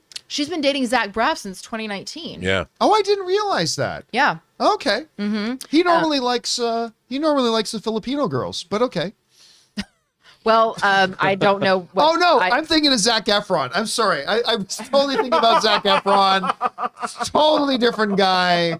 No, Zach Braff, as far as I know, has not had a thing for Filipino girls. Sorry, just stop that rumor right now before it goes too far. Anyway, the two of them have been in a relationship for a while, but yet the thing that we all and a lot of times what we see is someone's relationship status with another celebrity, you know, will eclipse that, but they've managed to really keep their private life private and let the focus be on her work, which I think is really astounding, especially for a young actress. Like, let's all remember, she's 26 years old. She is not, you know, she's not in her 40s. This is a young actress, and a lot of times with that degree of fame in a celebrity relationship, in movie after movie after movie, it's so easy for young actors and actresses to find that their career takes a back seat to the celebrity. And Florence Pugh seems to be someone who has made all the right decisions, whether it's in the team that she has surrounded herself with, the projects that she is choosing to work on, or simply just, you know, her attitude. It really speaks volumes to the kind of professional that she wants to be. And clearly other people are noticing that because they keep... Okay, and now we're talking about her. Yeah. I shouldn't even have brought it up. Shouldn't have brought it up. That's By the way, my bad. Sorry, Florence. For people who are wondering, Florence Pugh is 26, Zach Braff is 46. Go Zach. What's he famous for? What role is he did famous? Scrubs. And he which was awesome. But he also directed Garden State. Yeah, when he did a very, very Which good job. I really on that. love that movie. Yeah, and it was fantastic. And he got really drunk with me once. Like, I didn't get drunk, but I was standing there with him. Is he a good drunk? Mean drunk? He Nice was drunk? very funny. Hilarious Yeah, drunk. he's one of these guys who once he starts getting toxic, he just gets funny. I mean, that was. We actually have common friends, so I've run into the two of them together several times, and they could not be more lovely, and she could not be more kind and humble and just lovely people. Well, it's good to see. But anyway, back to Dune. Princess Irulan. My God. Bring it on. That sounds good to me. Question is for you guys. What do you think about? I think this is fabulous. Just adding more talent to this, getting Florence Pugh in there. Incredible. Who do you think could maybe play her father in this thing? Who knows? Whatever you guys are thinking, jump down to the comment section below and let us know your thoughts. Okay, guys. With that down, let's move on to main topic number 5, shall we? Aaron, what is our 5th main topic today? Our 5th main topic is from Greg G. The DC films for Warner Brothers have been a roller coaster, and that's putting it nicely. With the divided responses to the movies, the ridiculous never-ending drama over Zack Snyder, subpar box office results, aside from a couple like Aquaman, and endless other distractions. Considering standalone films like The Batman and Joker have been nothing but successful and drama-free, and with the new HBO spin-offs and sequels for both films, is DC getting ready to shut down the DCEU for these standalone movies? If they did, do you think that would be a good idea? All right, thanks a lot for sending that in, Greg. And you know what? It has been kind of shocking how many people have been writing into me asking something very similar. It's like, or telling me straight up, John, you don't get it. They're shutting down the DCEU. They're getting ready to shut it down. They haven't had nearly the success with it that they wanted, and that's fair to say. I think it is fair to say they haven't had the success that they were hoping to have with the DCU, although they've had some big successes. And they start launching these standalone things like Joker, only makes $1 billion, only gets nominated for Best Picture at the Academy Awards, only wins Joaquin Phoenix Best Lead Actor at the Academy Awards. Incredible success. Audiences love it, blah, blah, blah. Now comes The Batman, another absolute triumph that major trades like Hollywood Reporter and Variety are already speculating about its Oscar chances next year. Yeah. And it became only the second film since 2019 to break the $100 million mark on its opening weekend. It's going to have some pretty decent legs. They've got 2 spin-off shows coming to HBO in Penguin and the Arkham Asylum one that's focused on that. They're spinning up number 2. We've all heard the rumblings that they're looking at doing another Joker, even though it was intended as a one-shot movie. But make $1 billion, be nominated for Best Picture at the Academy Awards tends to motivate you to change things a little bit. So could it be? And then after hearing what Emmerich said the other day, but we're going to focus just on quality storytelling, not connected universe films, whatever. A lot of people came back to me and said, John, you're missing the forest through the trees here. They are going to wrap up the DCU and they're going to just focus on these things. And it's not a crazy thing to ask or to guess, because you're right. All those things we just talked about were 100% true. That they have all this stuff. They have all the success here, nothing but drama and turmoil over here. You're not crazy for thinking maybe they can head in that direction. I, however, am going to propose to you that they have no intention of wrapping up the DCEU. Oh, wow. And I will tell you the 2 main reasons why. Main reason number 1 is that because you don't have to have one or the other. It's not like DC has to make a choice. Do we do all shared cinematic universe or do we go all solo movies? You don't have to make that choice. You can do both. You can do both and have success at both. So there's no need to create this either or scenario that frankly doesn't exist. You can do both. So there's number 1. The second thing, though, is it's become pretty clear to me that they are ramping up for a new phase of the DCEU. Like The Flash, if nothing else, is serving as, for lack of a better phrase, a palate cleanser for the DCEU. They're going to rearrange, they're clearly going to do some rearranging of the DC cinematic universe with The Flash. Where we're going to end up from there, we don't know. But we've got things like Black Adam coming. Dwayne "The Rock" Johnson has not been working on this film for 18 years just to come and have it be a one-shot. We've got films like Aquaman coming. And with that being $1 billion success, and they're looking further down the road. So I would say, while it is understandable to ask that question, totally, I would say it's pretty clear that they are not going to be replacing the DCEU with these Batman and Joker standalones, because number 1, you get to succeed at both. Number 2, to me at least, it looks pretty clear that they have designs of taking the DCEU into their next phase. So no, I think we're going to be living with both. Rob, everything the person who wrote in said is true. There has been nothing but drama surrounding the DCU since it started, even going back to my beloved Man of Steel, which didn't get the reception they were hoping it would, didn't get the reception it deserved.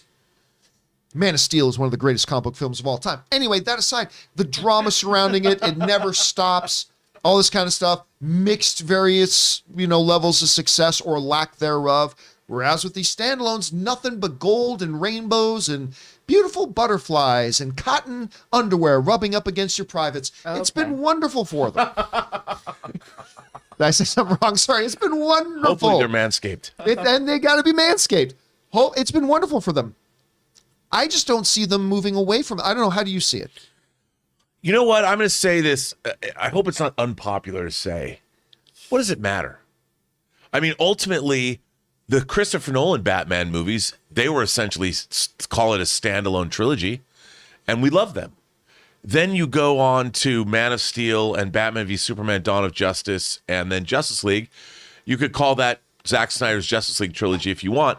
And then spinning out from that, we have Zack Snyder's Aquaman being in an Aquaman movie that becomes its own thing. It's getting a second Aquaman movie. Suicide Squad and The Suicide Squad are part of the DCEU. They spilled over to Peacemaker. Aquaman and Flash are in Peacemaker. Now you've got The Flash appearing with Ben Affleck, also part of the Zack Snyder extended DCEU, and with Michael Keaton. And if these movies are successful, because there's nobody planning a DCEU cinematic universe. They've tried, but in my mind, it's like, we've got the Marvel Cinematic Universe. Everyone's talking about cinematic universes and continuity and all of this. I think in the case of DC, because they have a multiverse and you're tripping over itself, or they're tripping over themselves anyway, I don't think it really matters. All I want is a great standalone movie. Is Black Adam, which is adjacent to Shazam, kind of, that's also in the DCEU. Does it really matter if we get good movies? And I would say for the DC universe, there is no Kevin Feige. There's no story group that's planning all of this. And they've said themselves, was it Toby Emmerich who came out? We reported, we just want great filmmakers making great movies. I think that's the right attitude to take. And if filmmakers want to avail themselves of telling a story where they bring in multiple characters, good for them. But I think it's been proven that whether we're getting an Aquaman movie that's an adjunct to a DCEU movie or a Batman or a Joker movie, as long as they're good movies, it doesn't really matter. Because if we don't have somebody planning the universe, it's never going to be good. Now, look, the other thing we got to keep in mind here, too, the elephant in the room is that Warner Brothers is about to be sold. It's about to be owned it's about to have a brand new boss. David Zaslav is buying Warner Brothers for Discovery, which still shatters my mind. You'd think Warner Brothers would buy Discovery, not the other way around. Discovery Channel? Discovery is buying Warner Brothers, and David Zaslav is going to be the new boss of Warner Brothers. And so really what the future of the DCEU is going to be determined by him once he takes possession in the next couple of months. So there's that too, but it looks to me pretty clear that they are still planning on doing both. Aaron, you've seen a number of these films. You just got out of seeing the Batman as well. Do you see them kind of canceling one for the other? Do you see them doing both? Do you have a preference between the two? What are your thoughts right now? Well, speaking of elephants in the room, the other elephant in the room is Joey's wearing her Wonder Woman. We got her Wonder Woman dress on. We do have an announcement. Joey Bishop has been announced as the new face of the DCEU and will be starring in Super Pets as Wonder Woman's dog. Yes, yes, as Super Pets as Wonder Woman's dog.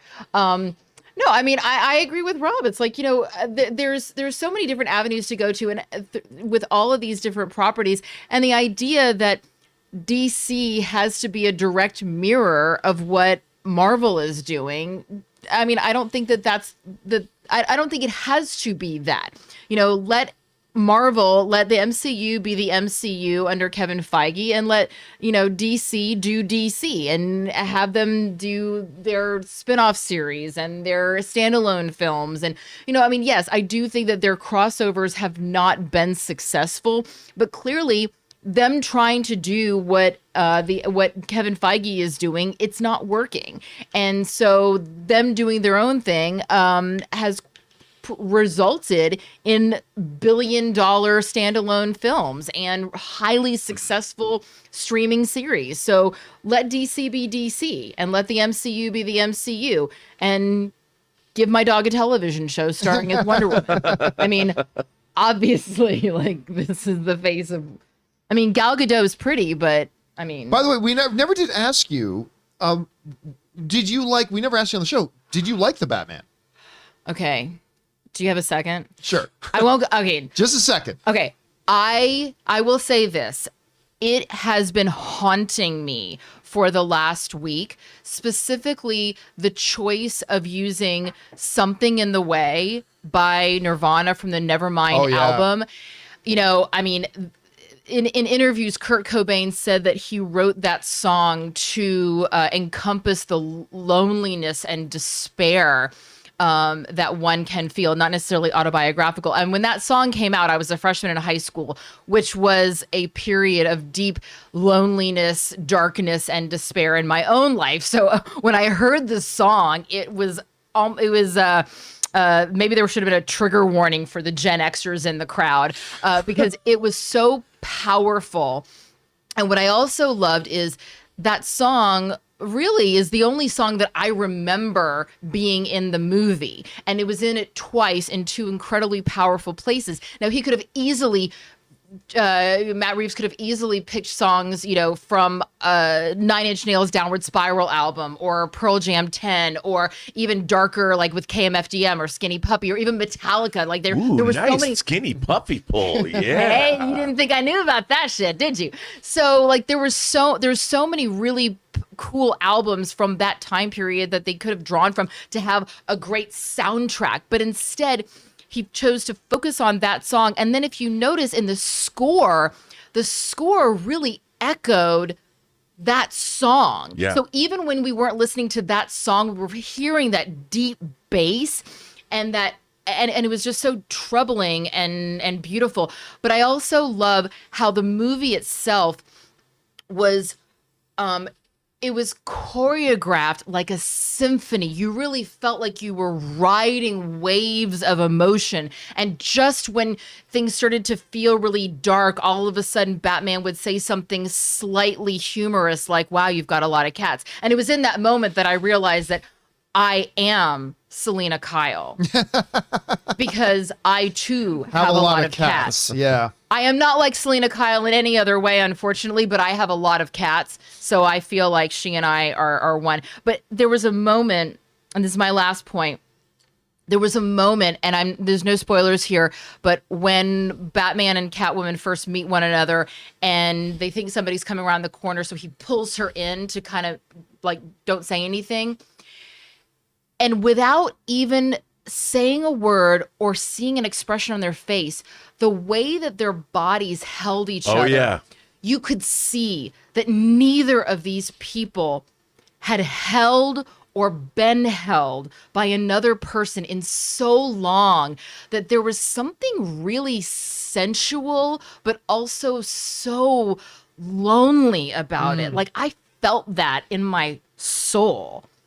And then when we see upside down Batman walking from the fire, I felt that in my lady business. Like I got a lady erection from that shot. It was so powerful. And for those of you who don't know, my 3.5-month-old son was in the theater watching the movie with us. With headphones on. With headphones on. So I'm thinking that maybe like next weekend we'll go and see, I don't know, like Schindler's List or the documentary of, Amy Winehouse or maybe the Godfather trilogy. I just want my kid to have some light uplifting films under his belt before he turns 1. All right, guys. Question is for you.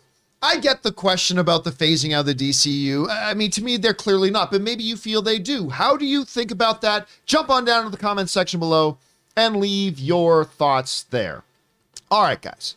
With that down, we've got one bonus thing to do because it dropped early this morning. Of course, we already talked about the Obi-Wan trailer that dropped a little bit earlier, but we're going to circle back around and get a better look at some of the images there as we had Entertainment Weekly has dropped a bunch of higher still images and stuff like that for it. Now, we watched the trailer earlier, so we're just going to repeat on a couple of things that we've already seen. But some of these images are fantastic. Now, of course, we've got this one of Obi-Wan. That looks like it's off-world. This image doesn't look like it's on Tatooine myself. I think that one looks off-world. I love the look of him there. I love him in the classic robe, all that kind of stuff. Here we get our first really good look at our Inquisitor, which I think she's supposed to be the third sister. They've also given her a name. I can't remember the name off the top of my head, but they've given her a name there. Then, of course, this shot with him and his camel, his anteater camel that we probably see him riding through the desert a little bit early on. Is that what it's supposed to be? Is an anteater? Because you're thinking something the else? ant infestation of Tatooine is well known. Is it a reminds me huge, of my major time problem. vacationing in Europe. I'll say that. Then we've got another great look at our Inquisitor.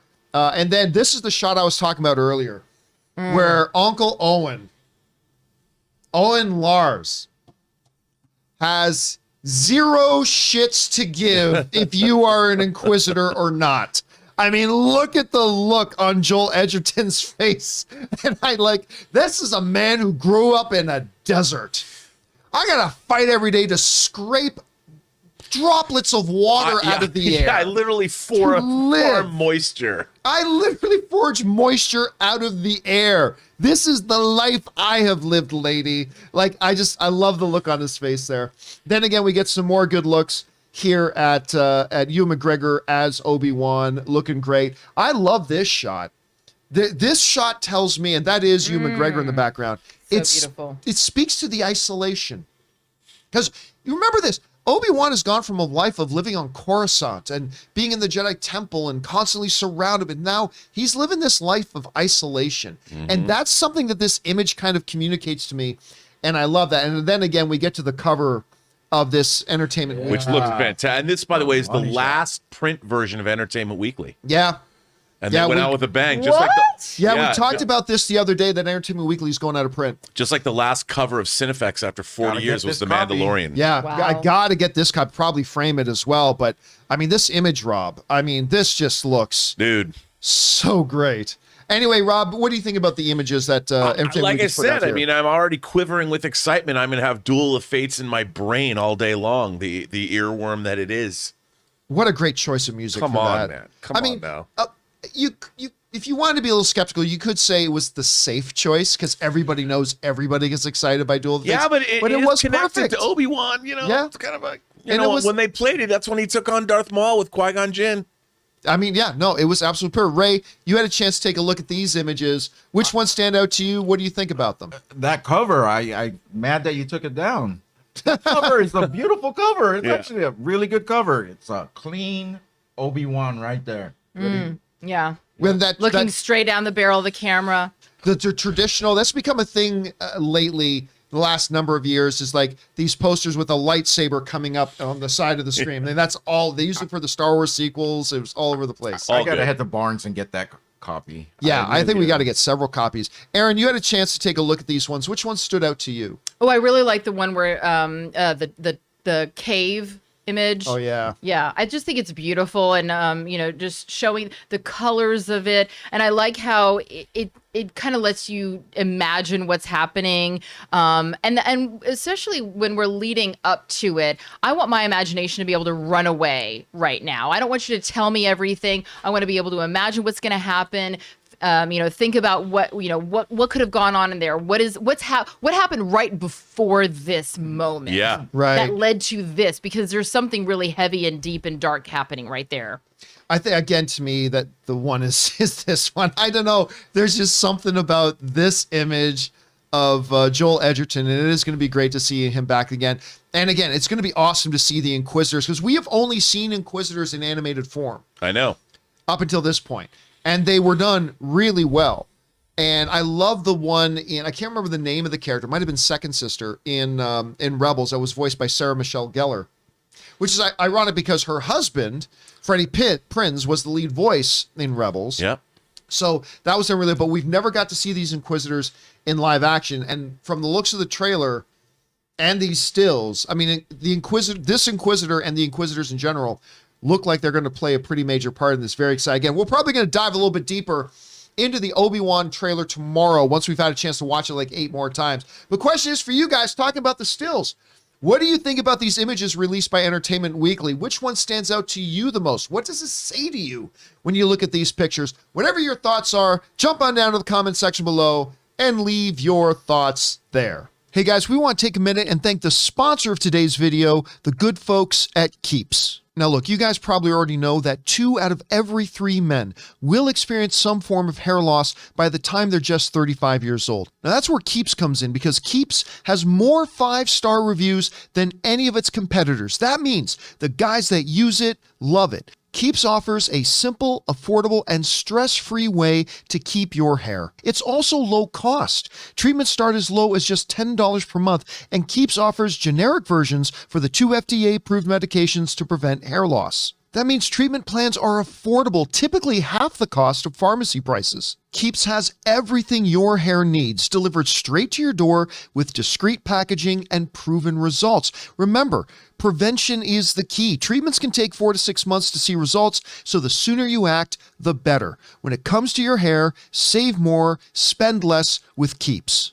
So if you're ready to take action and prevent hair loss, go to Keeps, that's KEEPS.com/Campea to receive your first month of treatment for free. That's Keeps, KEEPS.com/Campea to get your first month free. Keeps.com/Campea. And a special thanks to the folks at Keeps for sponsoring today's episode of the John Campea Show. All right, guys.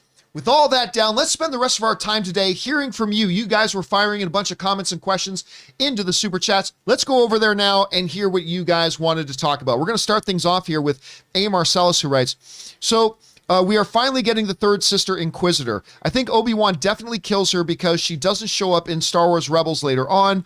Also, we might get live action Grand Inquisitor. I think we are definitely getting Grand Inquisitor. I think we see him in the trailer. But listen, just because we don't see them in Rebels, remember, there's a lot of Inquisitors, and they can be all over the universe. I'm guessing she probably dies in the show, but it's not a foregone conclusion, A. Marcellus. You never know. All right, next up, we've got Andy, who writes, since you've done Movie Club on Batman Begins and The Dark Knight, will you eventually do The Dark Knight Rises? I suggest doing it in July to commemorate its 10th anniversary. Andy, I can probably tell you we won't do The Dark Knight Rises because we generally are picking out the films we love over the past 25 years. The Dark Knight Rises is a movie I like. It's not a movie I love. And so I don't want to spend an hour and a half talking about a movie I'm not even all that thrilled with. Like, I like it, don't get me wrong. But for that reason, we probably won't do The Dark Knight Rises. All right, next up. Assistant Professor X writes, 1 of 3. Oh, sorry. Marvel New York City headquarters 2006. Number 5. Favreau wants Robert Downey Jr. for Iron Man. Avi Arad leaves over clash with frugal Perlmutter. A lot of people had clashes with Perlmutter, who wants DiCaprio for Stark due to Aviator. Yeah, listen, there were a lot of people that did not want Robert Downey Jr. as Tony Stark. The guy had sabotaged his own career twice at that point. He was seen as a major risk, and it was a major risk. And a lot of people at the studios did not want him, but they decided to give it a shot, and the rest is history. All right, Anish writes, 1 of 3. Writing from a hospital because of the beatdown I received yesterday for suggesting we open the door for an American to play Bond.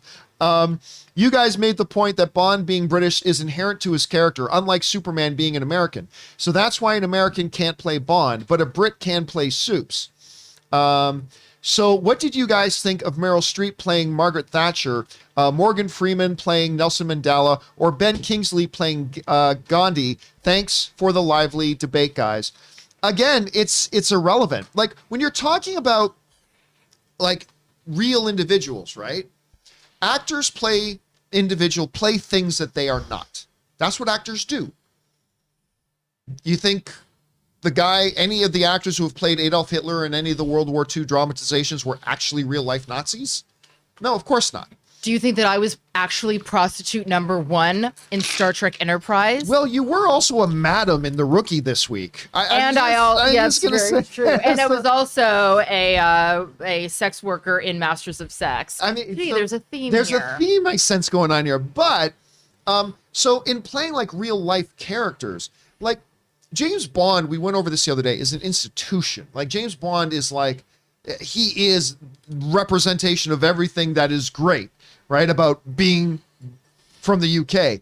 So, but playing real life people, no, I don't need an American to play John F. Kennedy.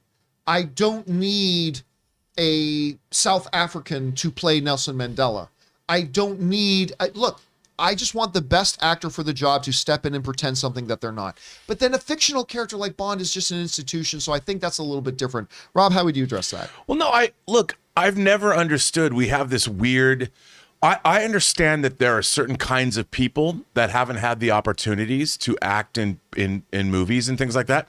I agree with that. I think that it'd be great to open it up to other different actors to play roles. But here's the thing. Actors are by definition playing people, as Aaron said, that they are not. And to expect certain actors to embody or encompass some certain ideal of somebody they're playing, like, is kind of absurd to me, since all acting is pretend.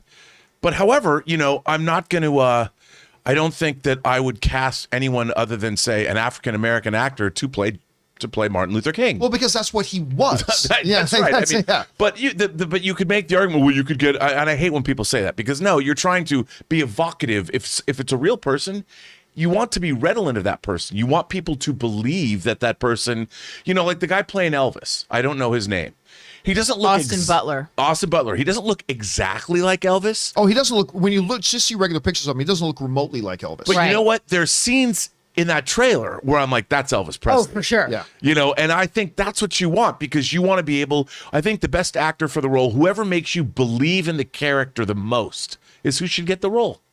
All right, we move on here. Next, we got Al Renshaw, who writes, Robert Meyer Burnett posted on Instagram a few days ago about Ray bringing in snacks to the office. What did he bring, and what are some of the best snack foods he has brought in the past? The best snack food Ray's ever brought in were the soft and chewy chocolate chip cookies. Those are the best things you've brought in. But Ray, what are you eating right great now? Great granola bars. I stole a vanilla scone from your pantry. Oh, no. It's missing. Oh, yeah. Thanks a lot, asshole. No, because you know who got blamed for taking it? Oh. Me. Those are your sisters. She blamed me. She came into the living room, was like, where's my scone? I'm like, what scone, baby? She's like, don't play stupid with me. Where's my scone? I'm like, I don't know what you're talking about. Now I know what happened. That same thing happened with Stan and all of it. There's a long story, and she blew up. Oh, I remember. She blamed all our friends, all my friends who were sitting there. The girls in my family, they have a problem with blaming. They are fucking territorial with their food. Yeah. The women in your family, your mom has never even looked remotely angry to me until she was looking for something in the kitchen once it wasn't there. Yeah. So one time I saw her that she looked kind of perturbed. That's the biggest problem with Aura ladies. Aura women. All right, let's keep going here. Next up, Stephen J. writes, your level of interest in the Scarlet Witch trilogy, low. I would say it's low. Her as a character in the greater MCU, very high. Trilogy, not so much. Let's see. Noah Aguilera writes, and sends like a $20 super chat. Thank you, Noah. John, did you finish Pam and Tommy last night? Overall, I really enjoyed the show. I didn't know much about their situation before the show, but now I have a lot of respect for Pamela and sympathy for what she went through. No, I have not seen the final 2 episodes. The last episode I saw was when she had to go to the deposition, which was so uncomfortable. Like, if all you had to do is to really feel a lot of empathy for whatever it was Pamela Anderson had to go through at that time, that's the only scene of the show you got to watch. It's like, oh my God, she was treated like shit by these people. Like, it's just unbelievable. So I've really enjoyed the series. I've not seen the final 2 episodes. I got to get on that. Have any of you guys been watching Pam but I forgot that episode dropped last night. Yeah, so it is too. It makes me physically ill to watch it. Tom has been watching it, and it is so. It's nauseating to watch it just because it's so uncomfortable. However, so I'm friends with Paul Ben Victor, who plays her lawyer. And he has a baby who is my son's age, and so we had a little play date with the babies last week. And I said to him, I cannot watch. Tom goes, oh my God, I love you and Pam and Tommy. And I said, I can't watch it because it is so uncomfortable. And he said that in that scene specifically, he goes, I wanted to do all these things, like, I'm her lawyer, shouldn't I be more compassionate? And they were like, no. And it really, I mean, and I heard that Pamela Anderson is doing something. She's got a new something that's she's doing Chicago. She's doing Chicago on Broadway. And I said, good for her. And Tom goes, but can she sing? I go, I don't give a shit if she can sing. I said, let Pam Anderson do whatever the hell she wants to do, okay? Let her do it. And knowing she probably has been taking singing lessons, I think Chicago would be a great, she's playing Roxy Hart, which is a brilliant character for her. I will fly to New York to see Pam Anderson star as Roxy Hart on Broadway. I think that she would be fantastic. If you know the show Chicago, you know that she would be brilliant in that role. Do you know she just recently got remarried? I did not. Then you also want to know the answer to the question. Do you know who she just remarried? I do not. Tom Green? Kevin Smith, Tom Brady. I hope it wasn't Kid Rock again. John Peters, the producer of Superman that Kevin...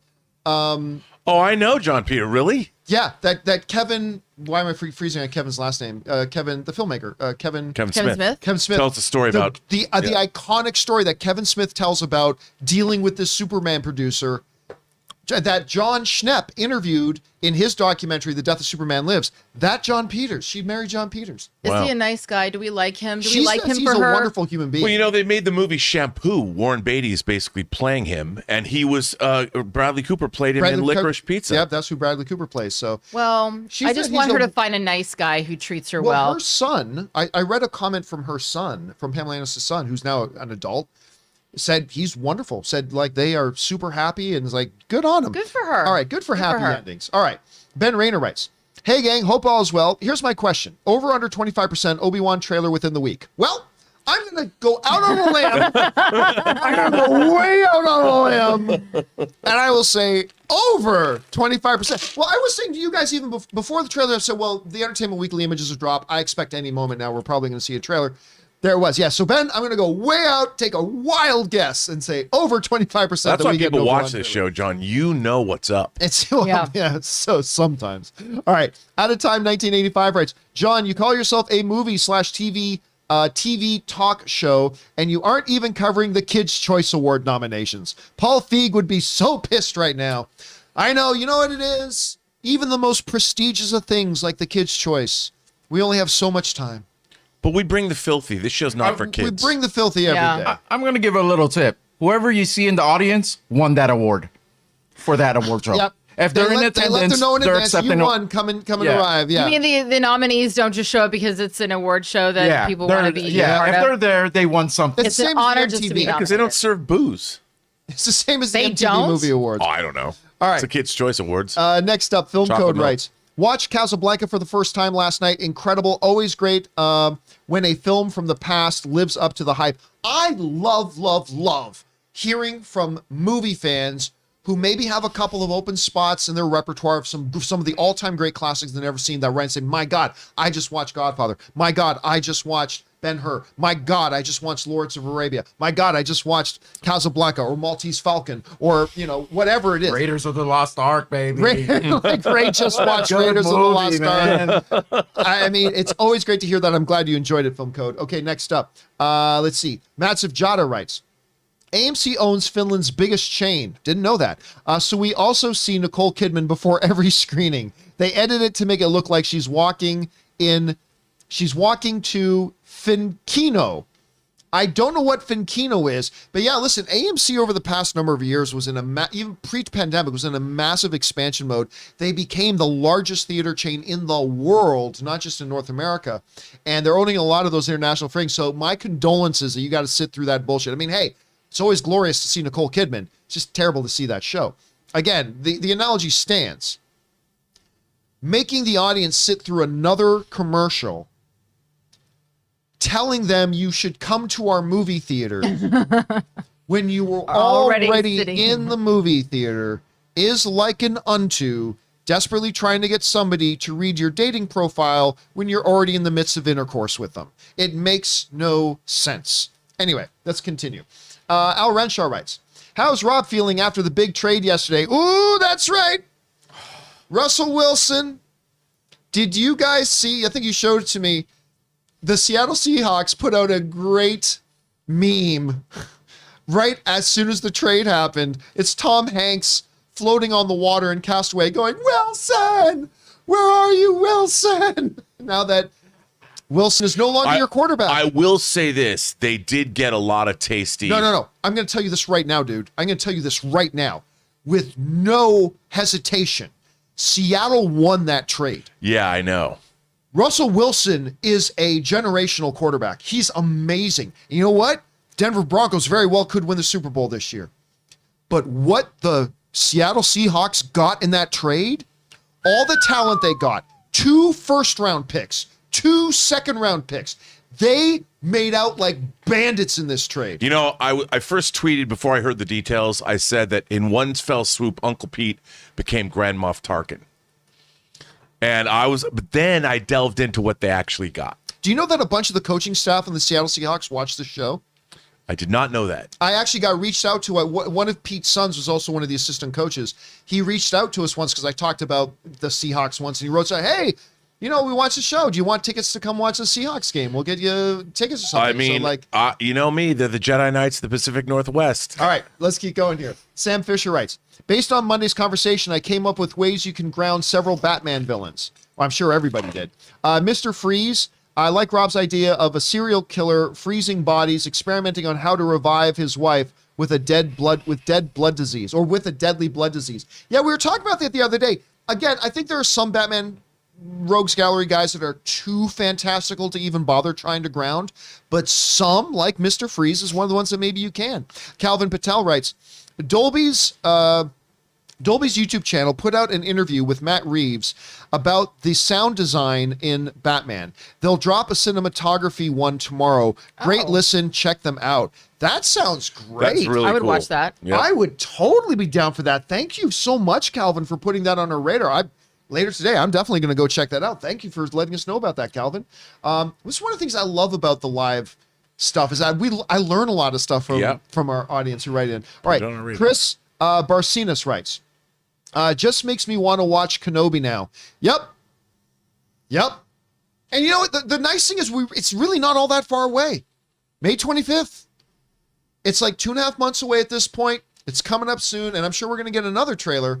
Probably like a full 2.5 minutes. That was like 1:45. Yeah. We're probably Like going to get a teaser. Full, yeah, it's a teaser, but a teased, glorious, delicious. Don't you try to skip my game day.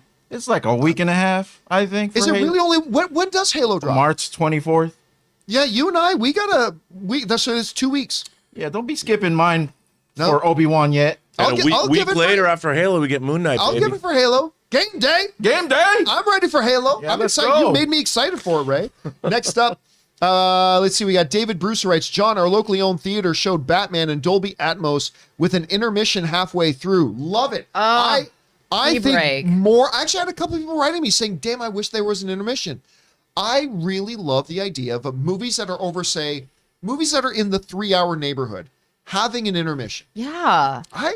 I love that notion. Plus, I love having a musical overture and an interact in the middle where you get more music or whatever. I love Give that. people a chance to hit the bathroom, refill their sodas without having to get up and moving in front of people while the movie's playing. You don't have to miss anything. Gives you a little bit of a breather. I love that, and I'm totally jealous, dude, that your Extra theater did that. 15 minutes of sleep for me. Extra 5 minutes.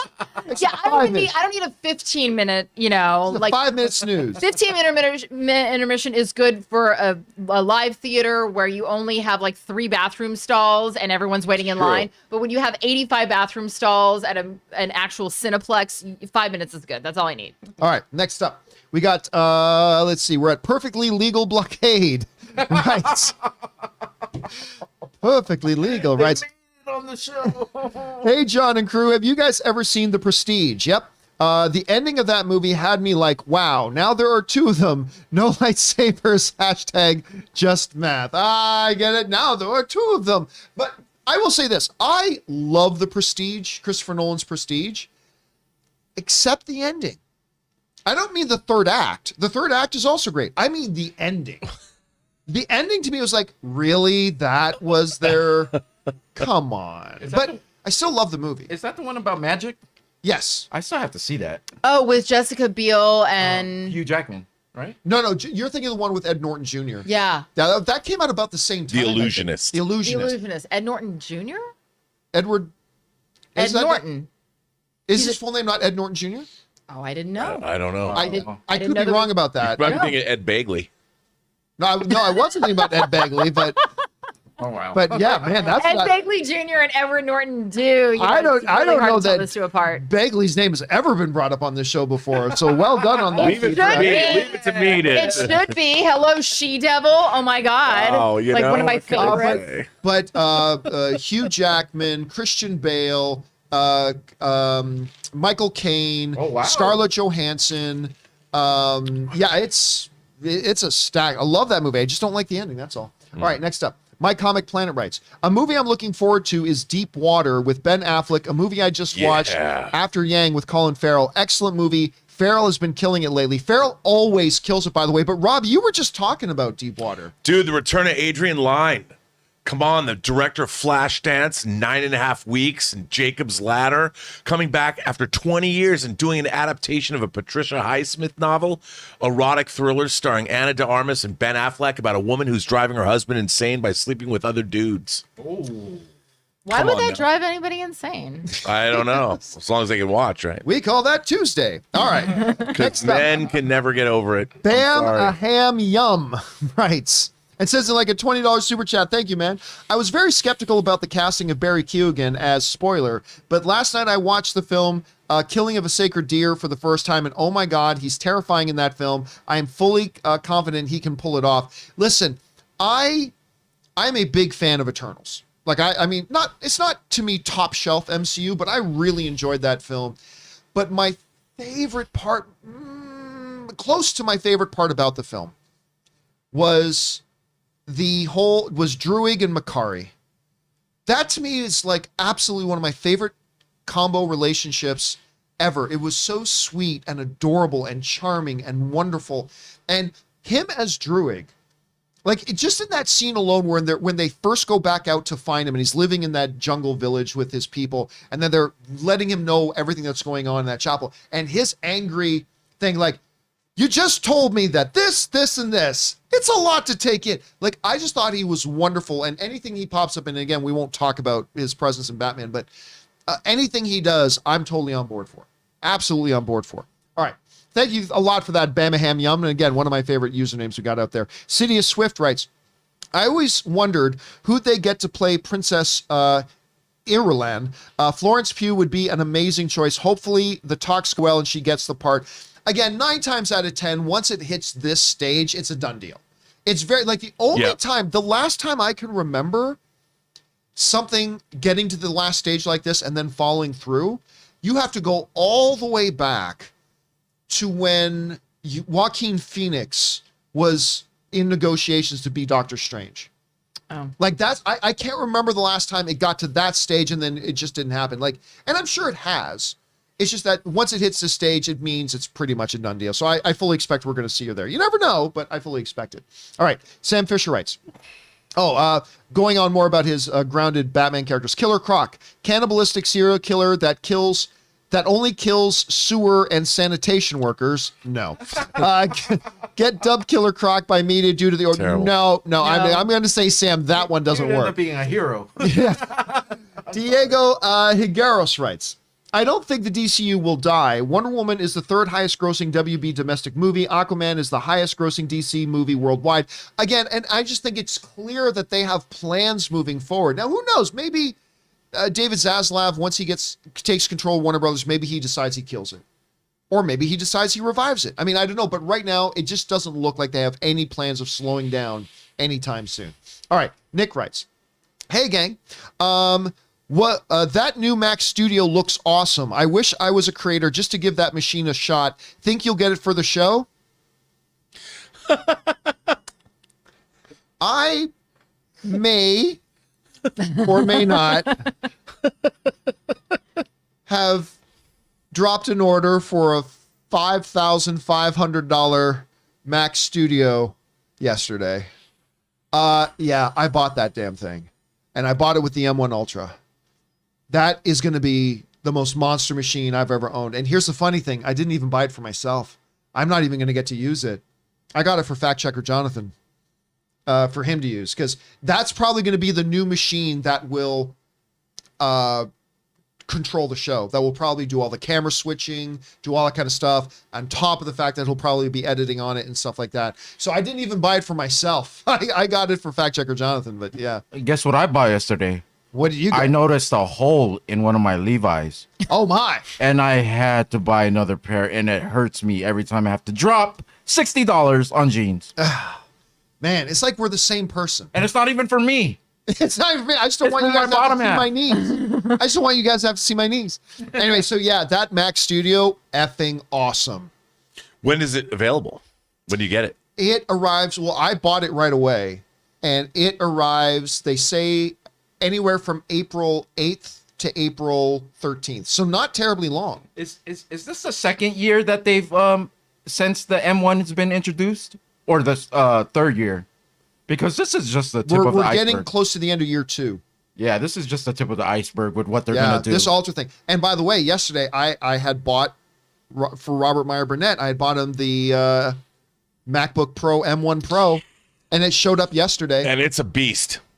Yeah. Can I It's a tell you beast. that I am trying to get a new iPhone because I still have the two thing camera and I need the 3 thing camera, and I keep trying to order one. You should have got one when Ann was still working at Apple. I meant to, and I just kept putting it off. No, but here's the thing, because I bought my new MacBook through Ann, Right. and it was sent to my mom's house because we were there. Every time I try to buy my new iPhone, it wants to send it to my mom's house, so I'm not able to buy it. So, yeah, Oh, there's got to be a way to change that. yeah, you would think so. We'll but figure that out later. We'll We got to figure it keep going for now.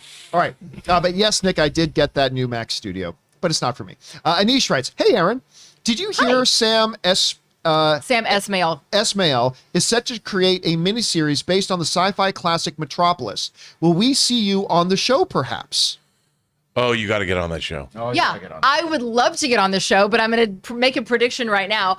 I probably will not. My husband probably will. And the reason why I say that is because so way back in the day when I had nary a credit to my name, I think this was even before I was prostitute number 1 on Star Trek Enterprise and before Sam Esmail created Mr. Robot.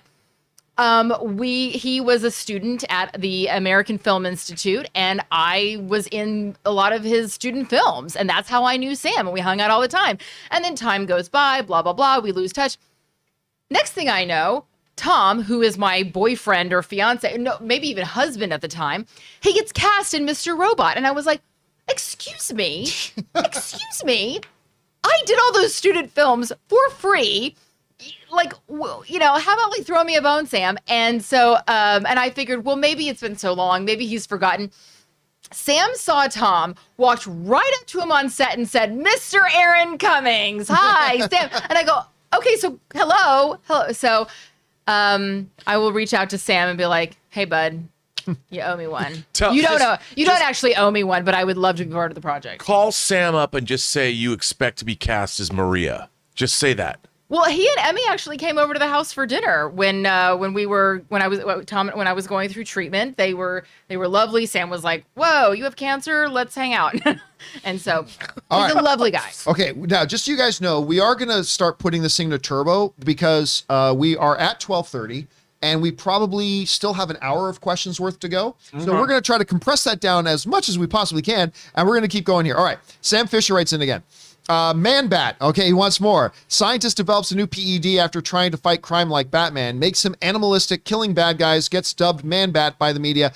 I think that's too far out there. The something turning a man into something that doesn't seem to fit into this bat. I like your Mr. Freeze one, but I don't think that Man-Bat one works at all. Out of Time 1985 writes, do you think you all would do a movie club on any of the Muppet movies? Probably not. I think the original one and Muppets Take Manhattan would be good choices. Now, we probably won't do those, but How I'll about tell you Meet what, the Feebles? I love that first one. Like, I will still, every once in a while, catch myself singing Rainbow Connection. Oh, don't even. I'll start. Like, every crying. once in a while, I'll pick up my I'll start guitar crying. and go, why are there so many? Stop it. You want me to cry? Okay, no, I won't. No, we'll stop right there. But no, probably won't be doing Muppet movie. All right, Mark Hansen sends in a $20 super chat just to be supportive. Thank you so much for that, Mark, for supporting our channel on that level, dude. All right, Sam Fisher writes, Clayface, a down-on-his-luck actor who uses clay to change his facial features, a method acting to change his mannerisms and disguise himself. No, the thing, Clayface is far too fantastical of a character, and that's just not Clayface anymore. Like Right. the very essence of who and what Clayface is what he is, and that just wouldn't work here, unfortunately. Frederico Jordan writes, seeing Obi-Wan holding a lightsaber again gave me goosebumps in places I didn't know was possible. Again, that cover was so good. Just that classic him with the lightsaber. Just seeing him there again is so good. But again, that shot of him looking at little Luke Skywalker, that to me was the money shot, man. All right. Sam Ash writes, Wanda, you break the rules and become a hero. I do, and I become the enemy. That doesn't seem fair. Me. Girl, you held a whole town hostage just because you were sad that your humanoid vibrator was dead. Listen, it's true. It's true. It's funny because it's true. But if you talk to a lot of women, you know how men have always been disappointing. So if I lost someone like Vision, I might be sad as well. I would totally be sad. Yeah. There we go. All right, what's next? I would burn a whole town down. Sam had sent in like a $20 super chat for that. Thank you so much for that, Sam. Appreciate that, dude. And yes, you're absolutely right. It's like, I break through. You didn't break. You literally kidnapped an entire town worth of people and stole their lives from them. Anyway. All right, Luke1234 writes, do you think current gas prices will affect opening box office weekends, as per yesterday's amazing $100 million segment? No, but it's going to have an impact on a lot of things. Like, listen, I'll let you guys a little inside baseball here. I am desperately trying to hire for a position right now. I got a position open with the company that probably none of you guys would qualify for, but I'm just saying I've got this position open, and it's extremely difficult to try to find somebody outside of the LA area who would be good for it. But it would be about an hour drive every day to get here from the LA area. So while I do not think it's really going to affect the movies, because that's one short trip for most people. Like, as long as you don't live an hour away from a movie theater, it's a relatively really quick trip, not a big deal. But I'm telling you right now, it's affecting me, because now it's a lot more expensive for somebody to make the trip out here to go back. It's not that long of a drive, but it adds up with gas. Now, fortunately, everybody in this room either lives up the street from me or has electric-based cars now, so it's not gonna hurt any of us. Got a Prius. But I tell you what, it's affecting my ability to find somebody to hire for this position. Mm-hmm. So it's it'll have impact on a lot of different things. All right, let's keep going on. Great question though, Luke1234. Next up, Sam Fisher writes, Hugo Strange. The warden of Arkham who is abusing the inmates would be a great way to tackle abuse in the prison, like the one like this one tackled corruption. Listen, well, the great thing about a Hugo Strange character is you don't need to do anything else. Right. Like, he's fine. Like, that's one of the safe ones. Him, Scarecrow, Riddler, guys like that. These are safe zone ones. So absolutely, Sam, Hugo Strange could be one of them. Jedediah Elias writes, I just listened to the podcast of yesterday's show and have to say, you shouldn't discount box office for Minions 2. Not looking forward to it, but there it is. But those Despicable Me movies have made a fortune. Universal will do everything they can to cash in, especially with it being a family film. And under normal circumstances, I would agree with you. These films have done big business or whatever, but this was a movie that I thought came out 2 years ago. I think this is going to be a movie that pops in. A lot of people are going to be, wait, what? Is it out on home video now? Wait, it never hit theaters? So I'm just not really sure, Jedediah, though. You could be 100% correct about that, dude. Let's keep our eyes open on that. All right, Sam Fisher again writes, Poison Ivy, an eco-terrorist who is using fertilizer bombs to bomb Gotham factories and kill captains of industry, destroying Gotham's economy. You could. My question would be, is anybody interested in seeing a Poison Ivy that doesn't have the powers of Poison Ivy? Like, does the audience? Yeah, and what's the conflict that Batman has? Just stopping them? You know, you have to have, I think, there's got to be something else going on. Well, if you are going to have a Poison Ivy, I highly recommend, as much as I would love to play the role, I highly recommend Bridget Regan, who recently played Poison Ivy in the CW show. Oh yeah, Gotham. Gotham. Yes, absolutely. She was actually really kind of filled that role well. I mean, she was born for it. I know she was actually doing, when I was in New Zealand doing Spartacus, she was in New Zealand doing Legend of the Seeker. And so then we happened forgot about that show. Many years later, we happened to be in acting class. And so together. And so we ended up becoming buddies. And so when I saw that she got the role of Poison Ivy, I was like, this is the role you were born to play. And if you haven't seen the images of Bridget Regan as Poison Ivy, you have to go look them up. I believe they were in Entertainment Weekly, and she looks phenomenal. But I'll be straight up with you. I am not interested in a Poison Ivy that doesn't have the powers of Poison Ivy. And the only time I'm interested in watching Poison Ivy again in a live action environment is if they are pulling off the story with Harley Quinn. That's it. Oh, After that's right. watching Harley Quinn, Yeah. that's all I want to see. I want to see a live action version of that. And I'm That's sorry, what I mean, yeah, it was Batwoman. It was Batwoman. Thank you, chat. That Poison Ivy was in. Oh, okay, because they did have a Poison Ivy in Gotham. No, this was in the most recent Batwoman. Oh, yeah. So I don't watch Batwoman, so there's that. All right. Next up, we've got Andy writes, I just realized that Morbius has both Joker and Batman, Jared Leto and Michael Keaton in it. It's the year of the Batman. Oh yeah, that's right. I thought you were saying Michael Caine for a second. That's right. I didn't even think about that. We got a Batman and a Joker in that movie.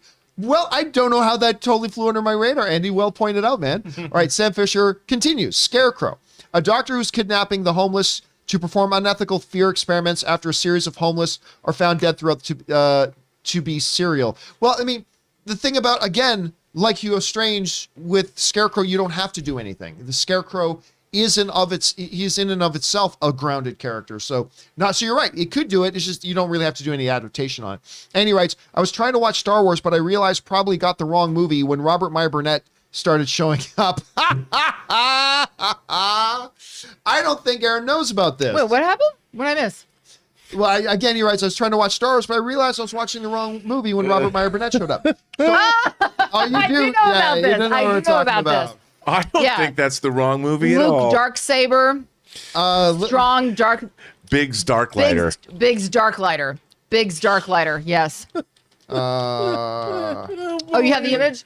You have the picture? I'm gonna see if I can find the image. Oh my! There it is. There it is. Let me get this on screen. For those of you who don't know what we're talking about, yeah, there's Robert Meyer Burnett.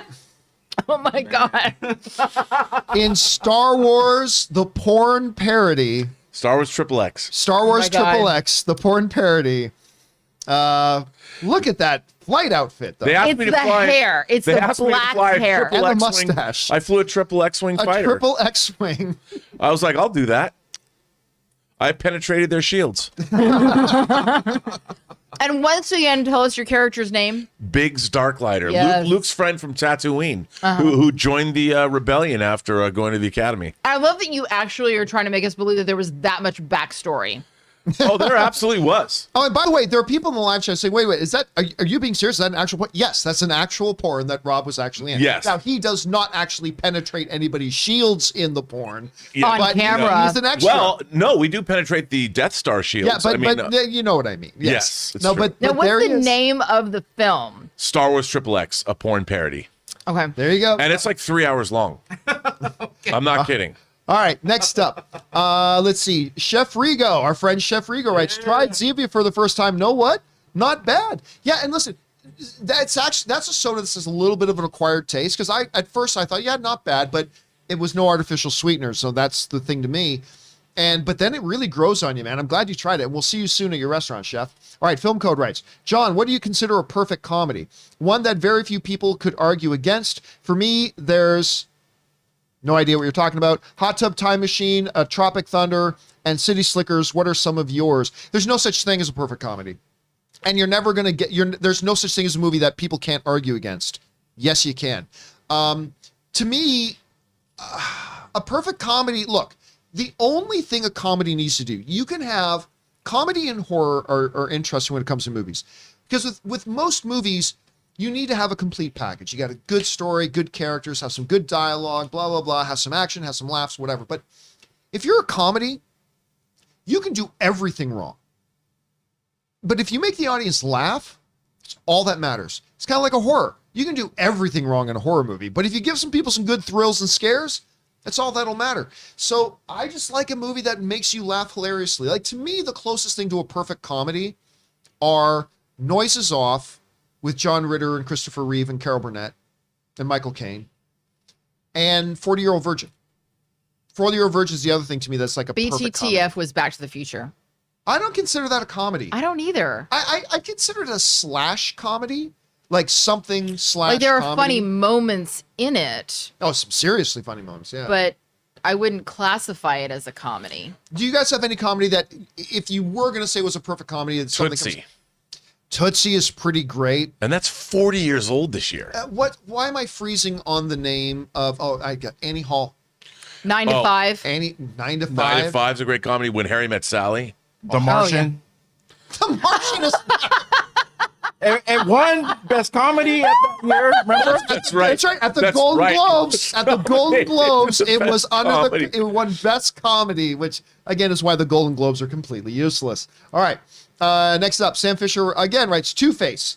Easiest to ground, not easier than Doctor Strange or Dr. Hugo Strange or Scarecrow, but easiest to ground. Introduce Harvey as the new DA. Retrying Sal Maroni after he gets an appeal because of the corruption of the original case. Again, we just have, all you have to do is really he becomes horribly scarred. Actually, that is a little more difficult to grab because what Aaron Eckhart was in The Dark Knight, that guy wouldn't actually be alive. But still, a more groundable one, Sam. You're right about that. City of Swift writes, I can't wait for John's spoiler talk of the Obi-Wan show. I've still had no interest in getting Disney Plus. You're saving me a lot of money, John. Well, I'm glad, but you know what? If you haven't signed up for Disney Plus yet and you're waiting for something that really interests you, I mean, this Obi-Wan show looks like it could be it.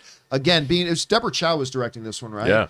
Good Canadian girl, did a marvelous job on her Mandalorian episodes. Cannot wait to watch this. Thanks for that, Sidious. All right, Matt writes, couple of questions after watching the Dark Knight discussion. Why did they replace the Rachel actor from Batman Begins? And do you think Heath Ledger would have been in the Dark Knight Rises?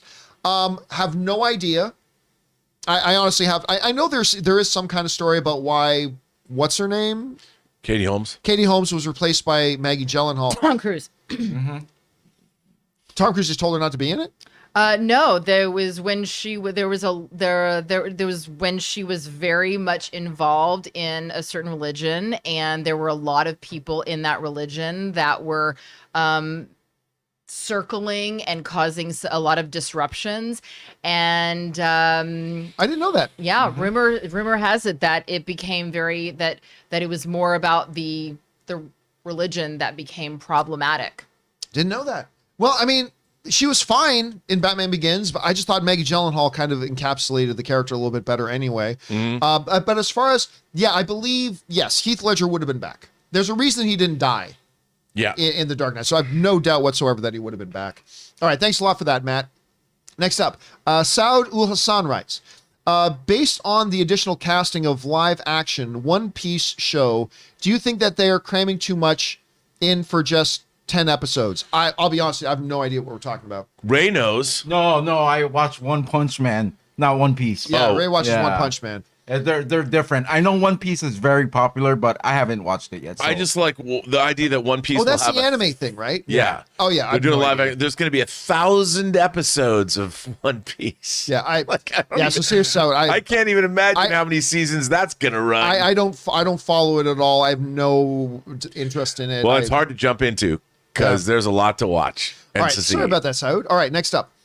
Sam Fisher, Bane, a famous luchador who signed... No, that is not what Bane is. That is not what Bane is at all. A famous luchador who signs with Gotham Wrestling League and ODs, similar to carfentanil. Rise and Bat tries to link the two, but Bane is super insulated. Yeah, no, just no. That's not what. No, not at all, Sam. Come on, Sam. No.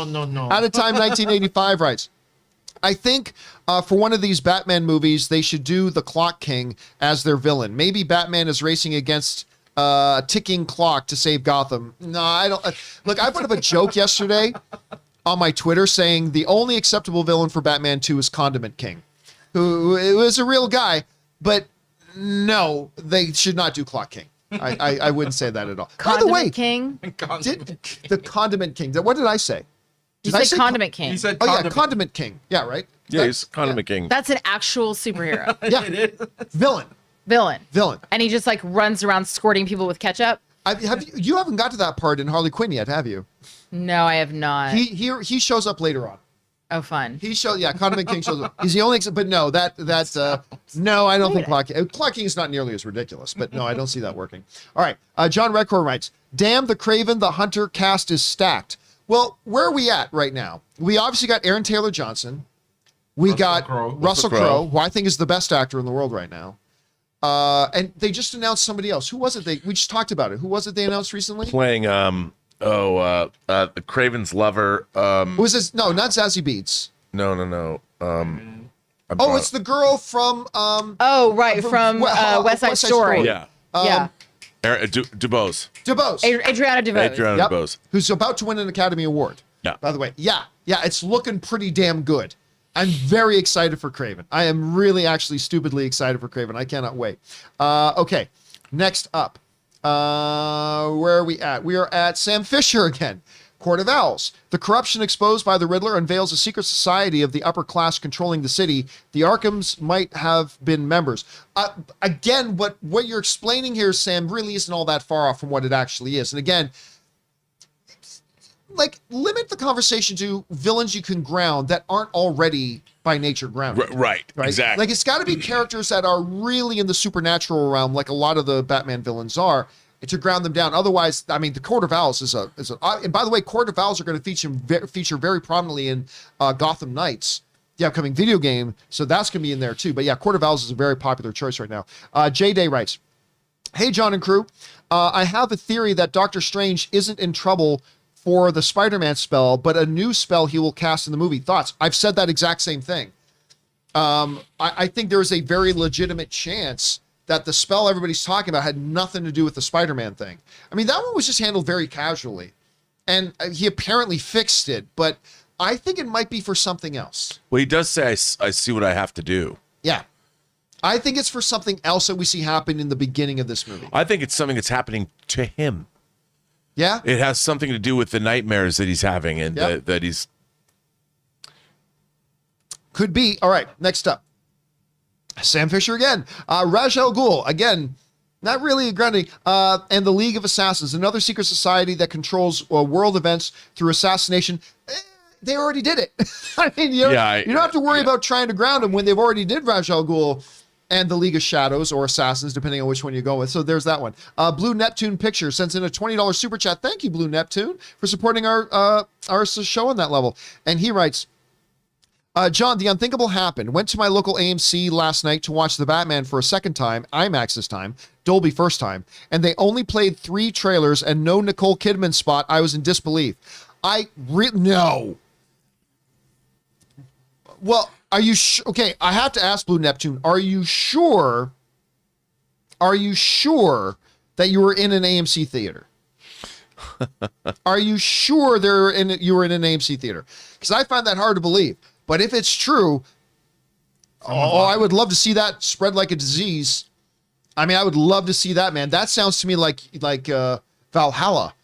3 trailers, no commercials, then play the movie? Count me in. Count me in for sure, man. Thank you for sharing that. By the way, do me a favor, Blue Neptune, drop me an email at john@thejohncampeashow.com and let me know where that happened, because I would love to know where they were doing that. That's great. All right, Suthius writes, guys, can I borrow $5,000? That's how much you'll need for the 2-night stay for 2 at the Disney Galactic Star Cruiser accommodations. Yowzer. I thought it was like $8,000. Yeah, it's actually more than that because, and I actually wanted to talk to you guys about this. So Tom is turning 40 this year, and I kind of want to take him.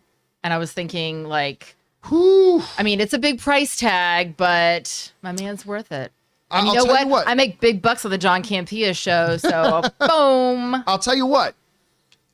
I have been hearing the reviews started coming out, like the actual real reviews. Yeah, I actually want to ask you guys about that because a guy I know, Peter Soretta, who was the founder of Slash Film. He does a great YouTube channel where he goes to. Yeah, he has now a second YouTube channel where him and his girlfriend just do theme parks and they just talk about that, and they do a very, very good job. And they were just writing about the experience, and they said the experience is actually incredible. But fuck you if you think I'm spending $7,000 a night. Well, it's not $7,000 a night. It's a 2-night stay, and the entire experience from start to finish is an immersive experience. And I heard it's great. Yeah, so it's basically like everywhere you go, everyone you interact with is in character. So you're not I mean, we wouldn't probably go to Disney World. We would probably just go to Florida, check in, have this 2-day total immersive Star Wars Dorkfest experience for my husband, and he would have a raging boner the entire time. Yay me. And then we would leave. So it'd be like Sleep No More. I imagine it like Sleep No More, but with Star Wars. 100%. And then like all the rooms are specific, like even the windows of the rooms, they don't look out into the world as we know it. They look out into the world monitor of Star that makes it Wars. look- It's yeah. all a monitor. I don't know. For that price a night, Oh, well, Like- here's the thing. It's not like we would just go. I mean, it's his 40th birthday. And for my 40th birthday, many years ago, he, brought me to on a very nice trip. And so I was thinking. Wait a minute. Didn't we just celebrate your 29th? Yes. the anniversary of her 29th. Yes. All right, let's keep going here. Sam Fisher writes, Calendar Man, no chance in hell. Adapt Long Halloween more directly with him compulsively killing on the holiday because he was abused by a family member when they visited. I mean, look, we already had overtures of the Long Halloween in the Batman. We won't say how specifically for those who haven't seen it yet. So that's in there. But I don't know about Calendar Man. City Swift writes, next week's movie club, I don't know yet. I said I would announce it today. We haven't decided on it yet. I will let you guys know very, very soon what the next movie club will be, though. I might actually be 40-Year-Old Virgin. I mean, I know I want to do 40-Year-Old Virgin at some point. This might be a good time to do it, but we'll see. We'll see. All right. Sam Fisher writes, don't laugh, but Condiment King. Nah. A local condiment company product is killing people. Bat has to figure out if the CEO knew and covered it up. No, that sounds like I'll be honest with you, Sam, that sounds like a bad episode of Gotham. That doesn't sound like a follow-up to a Matt Reeves Batman movie. All right, Mark Hansen writes, thank you, crew, for everything you all do. Batman was awesome, by the way. Well, thank you for being here, Mark, and being part of our community, dude. And I'm glad you enjoyed the Batman, man. Thanks again. Sam Fisher again writes, Kite Man. Similar to Condiment King, he is the CEO of an aeronautics company where the new plane crashes and Bat has to figure out if it was an accident. Again, a terrible episode of Gotham. Not a Matt Reeves. Not a Matt Reeves movie. Kevin Joyce writes, I am so unreasonably excited for Obi-Wan, building the connective tissue between... Anyway, yeah, I am also very excited for it, Kevin. Super excited for it. The trailer was awesome. I cannot wait to see more of it and to dissect it a little bit more. Spencer Cooper sends in a super chat badge just to be supportive. Thank you, Spencer. Elizabeth Gerardo writes, after Pam and Tommy, sigh, Lily James is definitely getting an Emmy nomination. Hopefully Sebastian too. I am floored by both of them in that. I am floored by both of them in that. And again, I don't know what the Emmy category is for hair and makeup, but hair and makeup has got to go to Pamela and Tommy. The way they make her, like, I have to do double takes whenever I see her on screen. It's like, are you sure that's not Pamela Anderson? They created a fake forehead. Yeah. It's crazy. It's incredible. And the scene of Tommy Lee talking to his own dick. I mean, as ridiculous as that is, that was one of the most profoundly hilarious moments of TV I've seen in a little while. Like, I just couldn't believe they were doing it. And Anna and I were like laughing our guts out. You mean doing it on camera? Doing it on camera. I do it daily myself. Oh, jeez. Next up, Luke close, Batman 0707 writes, hi, John. Ray, you guys are awesome, and I like watching you guys every day. Ray makes me laugh. I'm very curious if Matt Reeves will introduce the Court of Owls in the sequel. Thoughts? I mean, I don't know. It seems like the obvious one, but they could. But look, the problem with Court of Owls is, as it is a recent thing in Batman lore, it's being used a lot. Yeah, it is. It feels like everything now is Court of Owls. Even the new game coming out is all based on Court. Gotham got into Court of Owls. I mean, it was just... So, I don't know. It would fit. It would fit this Gotham very well, but I almost feel like, give it a few years, because it just seems like everything is Court of Owls right now. Rob, I don't know. What I do you still think you need a singular entity that Batman can go up against. You know, you can't, or dual entities, whether it's Catwoman and Bane, like that we saw in The Dark Knight Rises, or in this film. I think Batman needs. Look, man, I'm still hoping for Slade Wilson. Deathstroke. Yeah, I don't think they're going to do it. I know, but I would love it. to see it. I want to see that Ben Affleck script, man. I really do too. All right, next up, Jackmaster Nord writes, "Hello, the John Campea Show family. Ray, did you see that Stone Cold versus KO is set for Mania? I'm going to guess it's Kevin Owens." I love you, Stone Cold, but you shouldn't get back in the ring. Yeah, I think. I mean, I where you left, you're doing so good. But if you need it, hell, I'll cheer for you. But yeah, I didn't want to see it. All right, next I up, cheer for you, Spaniard. CYN Searly CYN Sensitive writes, "The original Star Trek only aired 3 seasons." Yes. So your reasoning behind Batman Beyond doesn't stand. It aired for just 3 seasons. Okay, you really want to compare? Should I start the laundry list about how that's a fucking ridiculous tried comparison? First of all, let's talk about eras. Second of all, yeah, guess what? Not a ton shit of people were watching Star Trek when it went off. That was before you were fucking born. It's also before it had demographics. It had was good also demographics. way before it had demographics. I mean, if you got a stretch to try to make a comparison by going back to a 1960s show, that just proves how right I am. Although it just proves how right I am. If you are going to go back to a 1960s show, kudos to you for going to the original Star Trek. That is the show to go back to. That's right. But like that is so non-comparable. It's just laughable. I think the main point is we love Batman Beyond, except you.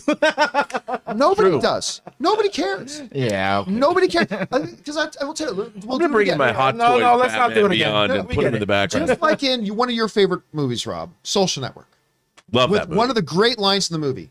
If you could have created Facebook, you would have created Facebook. If there was any money to actually be made on doing Batman Beyond, they would have made Batman Beyond.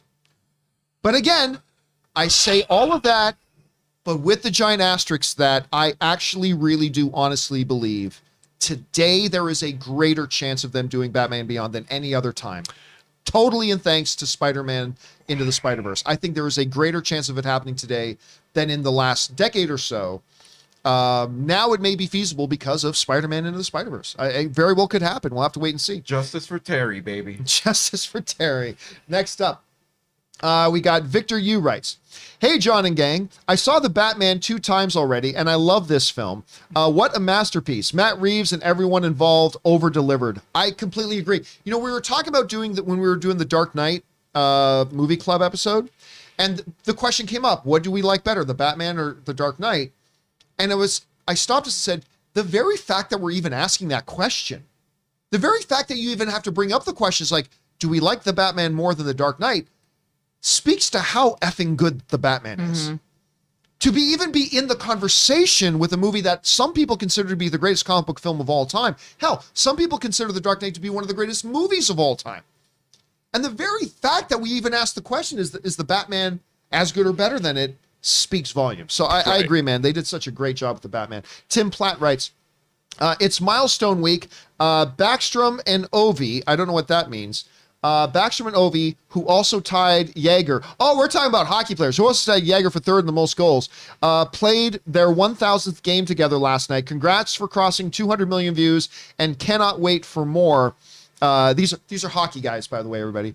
And speaking of long-term partnerships, who are some of your favorites in film and TV? Tarantino and Sam Jackson is one for me. That's way too broad of a question, Tim. I mean, obviously George Lucas, Steven Spielberg, Ron Howard and Brian Grazer. Oh, you like talking about tandems? Well, I mean, teams, you know. Scorsese and DiCaprio, Scorsese and De Niro. Yeah. Godzilla and Buildings. Godzilla and Buildings. I'm not really a big Tim Burton guy, but I know a lot of people would say Tim Burton and Johnny Depp. Mm-hmm. Tom and Aaron. Tom and Aaron. Tom and Aaron is a great combo as well. Yeah, Ovechkin. Look, the career Ovechkin has had is absolutely ridiculous, dude. Absolutely. Congratulations to him for crossing that milestone. All right, next up. The House That Hulk Built writes, for the next 3 movie clubs, you can do 1, Eternal Sunshine of the Spotless Mind, and The Tree of Life. I'm never doing Tree of Life. You know what? I've got the new director's cut on disc. I can loan it to you. Of course you do. No, I've seen it. It's an interesting film, The but new it's version's better. Still waiting for the new version of Moonfall. I don't think you believe we should do a movie club on Tree of No, Life. I don't. But I do love Tree of Life. But the Eternal Sunshine of the Spotless Mind is definitely one we'll probably cover at some point. The Eternal Sunshine, that's a great I one. haven't seen that one either. That'll be a good one for you to You'll start like on. it. Rob's Belly Button writes, totally forgot. Nosferatu, A Symphony of Horror turned 105 days ago. It did. Great movie. Woo! A classic of the Max Schreck, a classic of the silent era.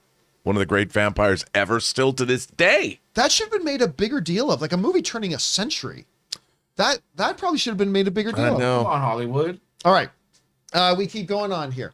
Jedediah Elias writes, 1 of 2. Like your Heath Ledger sentiment on Movie Club yesterday. I remember where I was when Chadwick Boseman died. Just got off work and went to see Inception for the first time. Left to find out he had passed away.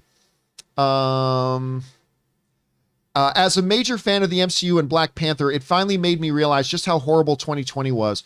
Also had a story idea for Black Panther 2, but it will have to save it for mailbag. It's quite long. Yeah, I was watching, I believe I was in my living room. Ray, I can't remember if it was, it was Ryan was there with me and Ann, and we were watching Bill and Ted. The new Bill and Ted, which was not very good. But we were watching the new Bill and Ted, and that's, I think, when the news broke out and came across. I just realized it is actually going to take me an hour and a half to get to my fitting. Oh yeah, so you got to split. Yes. Yeah, absolutely. So, we're gone. We've gone way over newsflash, time here I today. just booked another job, and I am going to be filming the television show SWAT for ABC. Starting tomorrow, and I am not going to be here next week, so I'll be filming that, but I will be here the following week. So I got to go. Yep, you go get to the try studio. on my costume. All right. Goodbye to Aaron Cummings. Thanks for being here, Aaron. And bye, Joey Bishop. All right. But yeah, I remember where I was too. Like I said, for us, remembering where we were when we found out that that Heath Ledger passed, and yeah, I'll always remember where I was when we found out that Chadwick Boseman had passed. All right, James Freeman writes, "Congrats, John and crew. Thank you so much for that, James. Appreciate that, man." Joshua Gonzalez writes, "Hey guys, love the show. Thank you so much. Just wanted to tell Rob I saw All That Jazz and wow, it's showtime is now my favorite quote. It's a masterpiece." Oh, I'm glad to hear you say that because it is a masterpiece. It's an incredible film that deals with love, art, mortality, and great film editing. All right, next up. Irene Jobson writes, "Congratulations on y'all's views. Thanks so much again for those of you who weren't around at the beginning. Today it's official. We have officially crossed the 200 million view mark on the John Campea YouTube channel. So again, big thank you to everybody. And thanks for sending that in, Irene. Let's see. Wild Weave writes, "John, I am trying to get eyes on a documentary called The Last House Standing. It's free on Tubi. Some of the tips in it just might save your house." I've never heard of it, but I mean, hey, I'm a homeowner. Maybe I should check it out. Rob, you're about to become a homeowner. Yes, so. I need all the tips I can get. Yeah, me too. All right, thanks for the heads up on that, Wild Weave. Chef Rigo writes, 200 million views. See you guys soon. Yep, of course, Chef Rigo. We by the way, we do have to plan our night to go to dinner. Yeah, man, let's go see some Chef Rigo and We'll go see Shogun. some Chef Rigo in action. Come on, man. Billy Guinan writes, it sends in like a $55 super chat. Thank you, Billy, for supporting our channel on that level, man. Love watching the show every day. Thank you, man. Thanks for expanding my love of movies. Oh, man, that is so, like, again, I say it every time, but it's so nice when somebody just wants to write in to say something encouraging. Dude, thank you so much for being here and being a part of our community that makes it possible for us to do this every day. So thank you so much for that, Billy. Appreciate that a lot, man. Kylo Ken writes, "Rob, have you seen the new Star Trek game, Resurgence? It takes place right after The Next Generation and includes Ambassador Spock. Looks pretty cool. Any thoughts?" I watched the 8 minutes of cutscenes yesterday. Looks pretty cool. I have not even heard of it. I'm going to have to check that out. Oh yeah, no, you can watch. I think it's 8 minutes online. Yep. All right, I will go check that out. All right, Mike Joyce writes, "Let's start a GoFundMe to get Chris a new car." Okay, I can let you guys know, Chris, they bought a new car. They just haven't received it yet. It hasn't been delivered yet, but they did have a new car, thank goodness, because, yeah, that one has just not been working well for her. All right, Guillaume LaBelle writes, "Hey, John and gang, congrats on the incredible milestone. You guys are always there to light up my day, even in trying times. Love you guys." Oh, thank you so much, Guillaume. And it is seriously our honor and our privilege to do it. And listen, we get emails all the time from people saying that while doing the show through the pandemic, our show helped them get through the pandemic. I think it is safe that we can say, you guys being here during the pandemic helped get us through the pandemic. I would agree with that. And like, I mean, Rob and I would talk almost every day before we start the show. It's like, you know what? These days suck. It's amazing. We get like one highlight of our day is to be able to get together and do the show. And so thank you, Guillaume, and thanks for being a part of that, man, as we were going through that. Robert Perez writes, just wanted to say, I hope you all have a great day. Oh, thank you. He sent in like a $20 super chat. Thank you, Rob. Thank you, That's sir. very awesome of you, man. Thank you so much. And so far, we are having a great day. All right, next up. Film Code writes, also congrats on 200 million views, John. You guys were essential viewing during the pandemic. Thanks for keeping the movie fandom alive. Well, thank you so much, man. Thanks for being here through it all. And thank you, Film Code, for helping us get to 200 million views. All right, last one comes to us from Mark Amorosi, who writes, hey, John, I'm loving the Movie Club podcast. Thank you so much, man. It's quickly becoming the highlight of my week. Would you guys consider doing an episode about one of the Star Trek movies? Oh, I think Wrath of Khan, dude. No doubt. Let's do Wrath of Khan for Movie Club. I think Wrath of Khan absolutely has Have to you be done seen for Wrath Movie of Club. Khan, Ray? No, I haven't. Oh. I haven't seen Ray, 40 you years. gotta bring your mic closer to you. I haven't seen Wrath of Khan or 40-year-old Virgin or. You've never seen 40-Year-Old Virgin? Well, they kind of go hand in hand. They're kind of the same thing. Story of My Life. Is that a documentary? All right. And by the way, then just a couple of super chats got submitted. Super chat badges. Just be supportive. Noah AG sent one in. Philly G sent one in. And guys, that'll do it for today's ridiculously long episode of the John Campea Show. Thank you guys so much for being here and making this show part of your day. Guys, keep your guys' eyes open because later today, we have a new mailbag episode dropping. We have part 2 of our Batman open spoiler discussion video dropping. Lots of stuff coming. Also, don't forget to come back and join us again for tomorrow's episode of the John Campea Show. So, for Aaron Cummings, who just left, Ray Ora, the one and the only Mr. Robert Meyer Burnett, my name's John Campea, and until next time, my friends, bye-bye.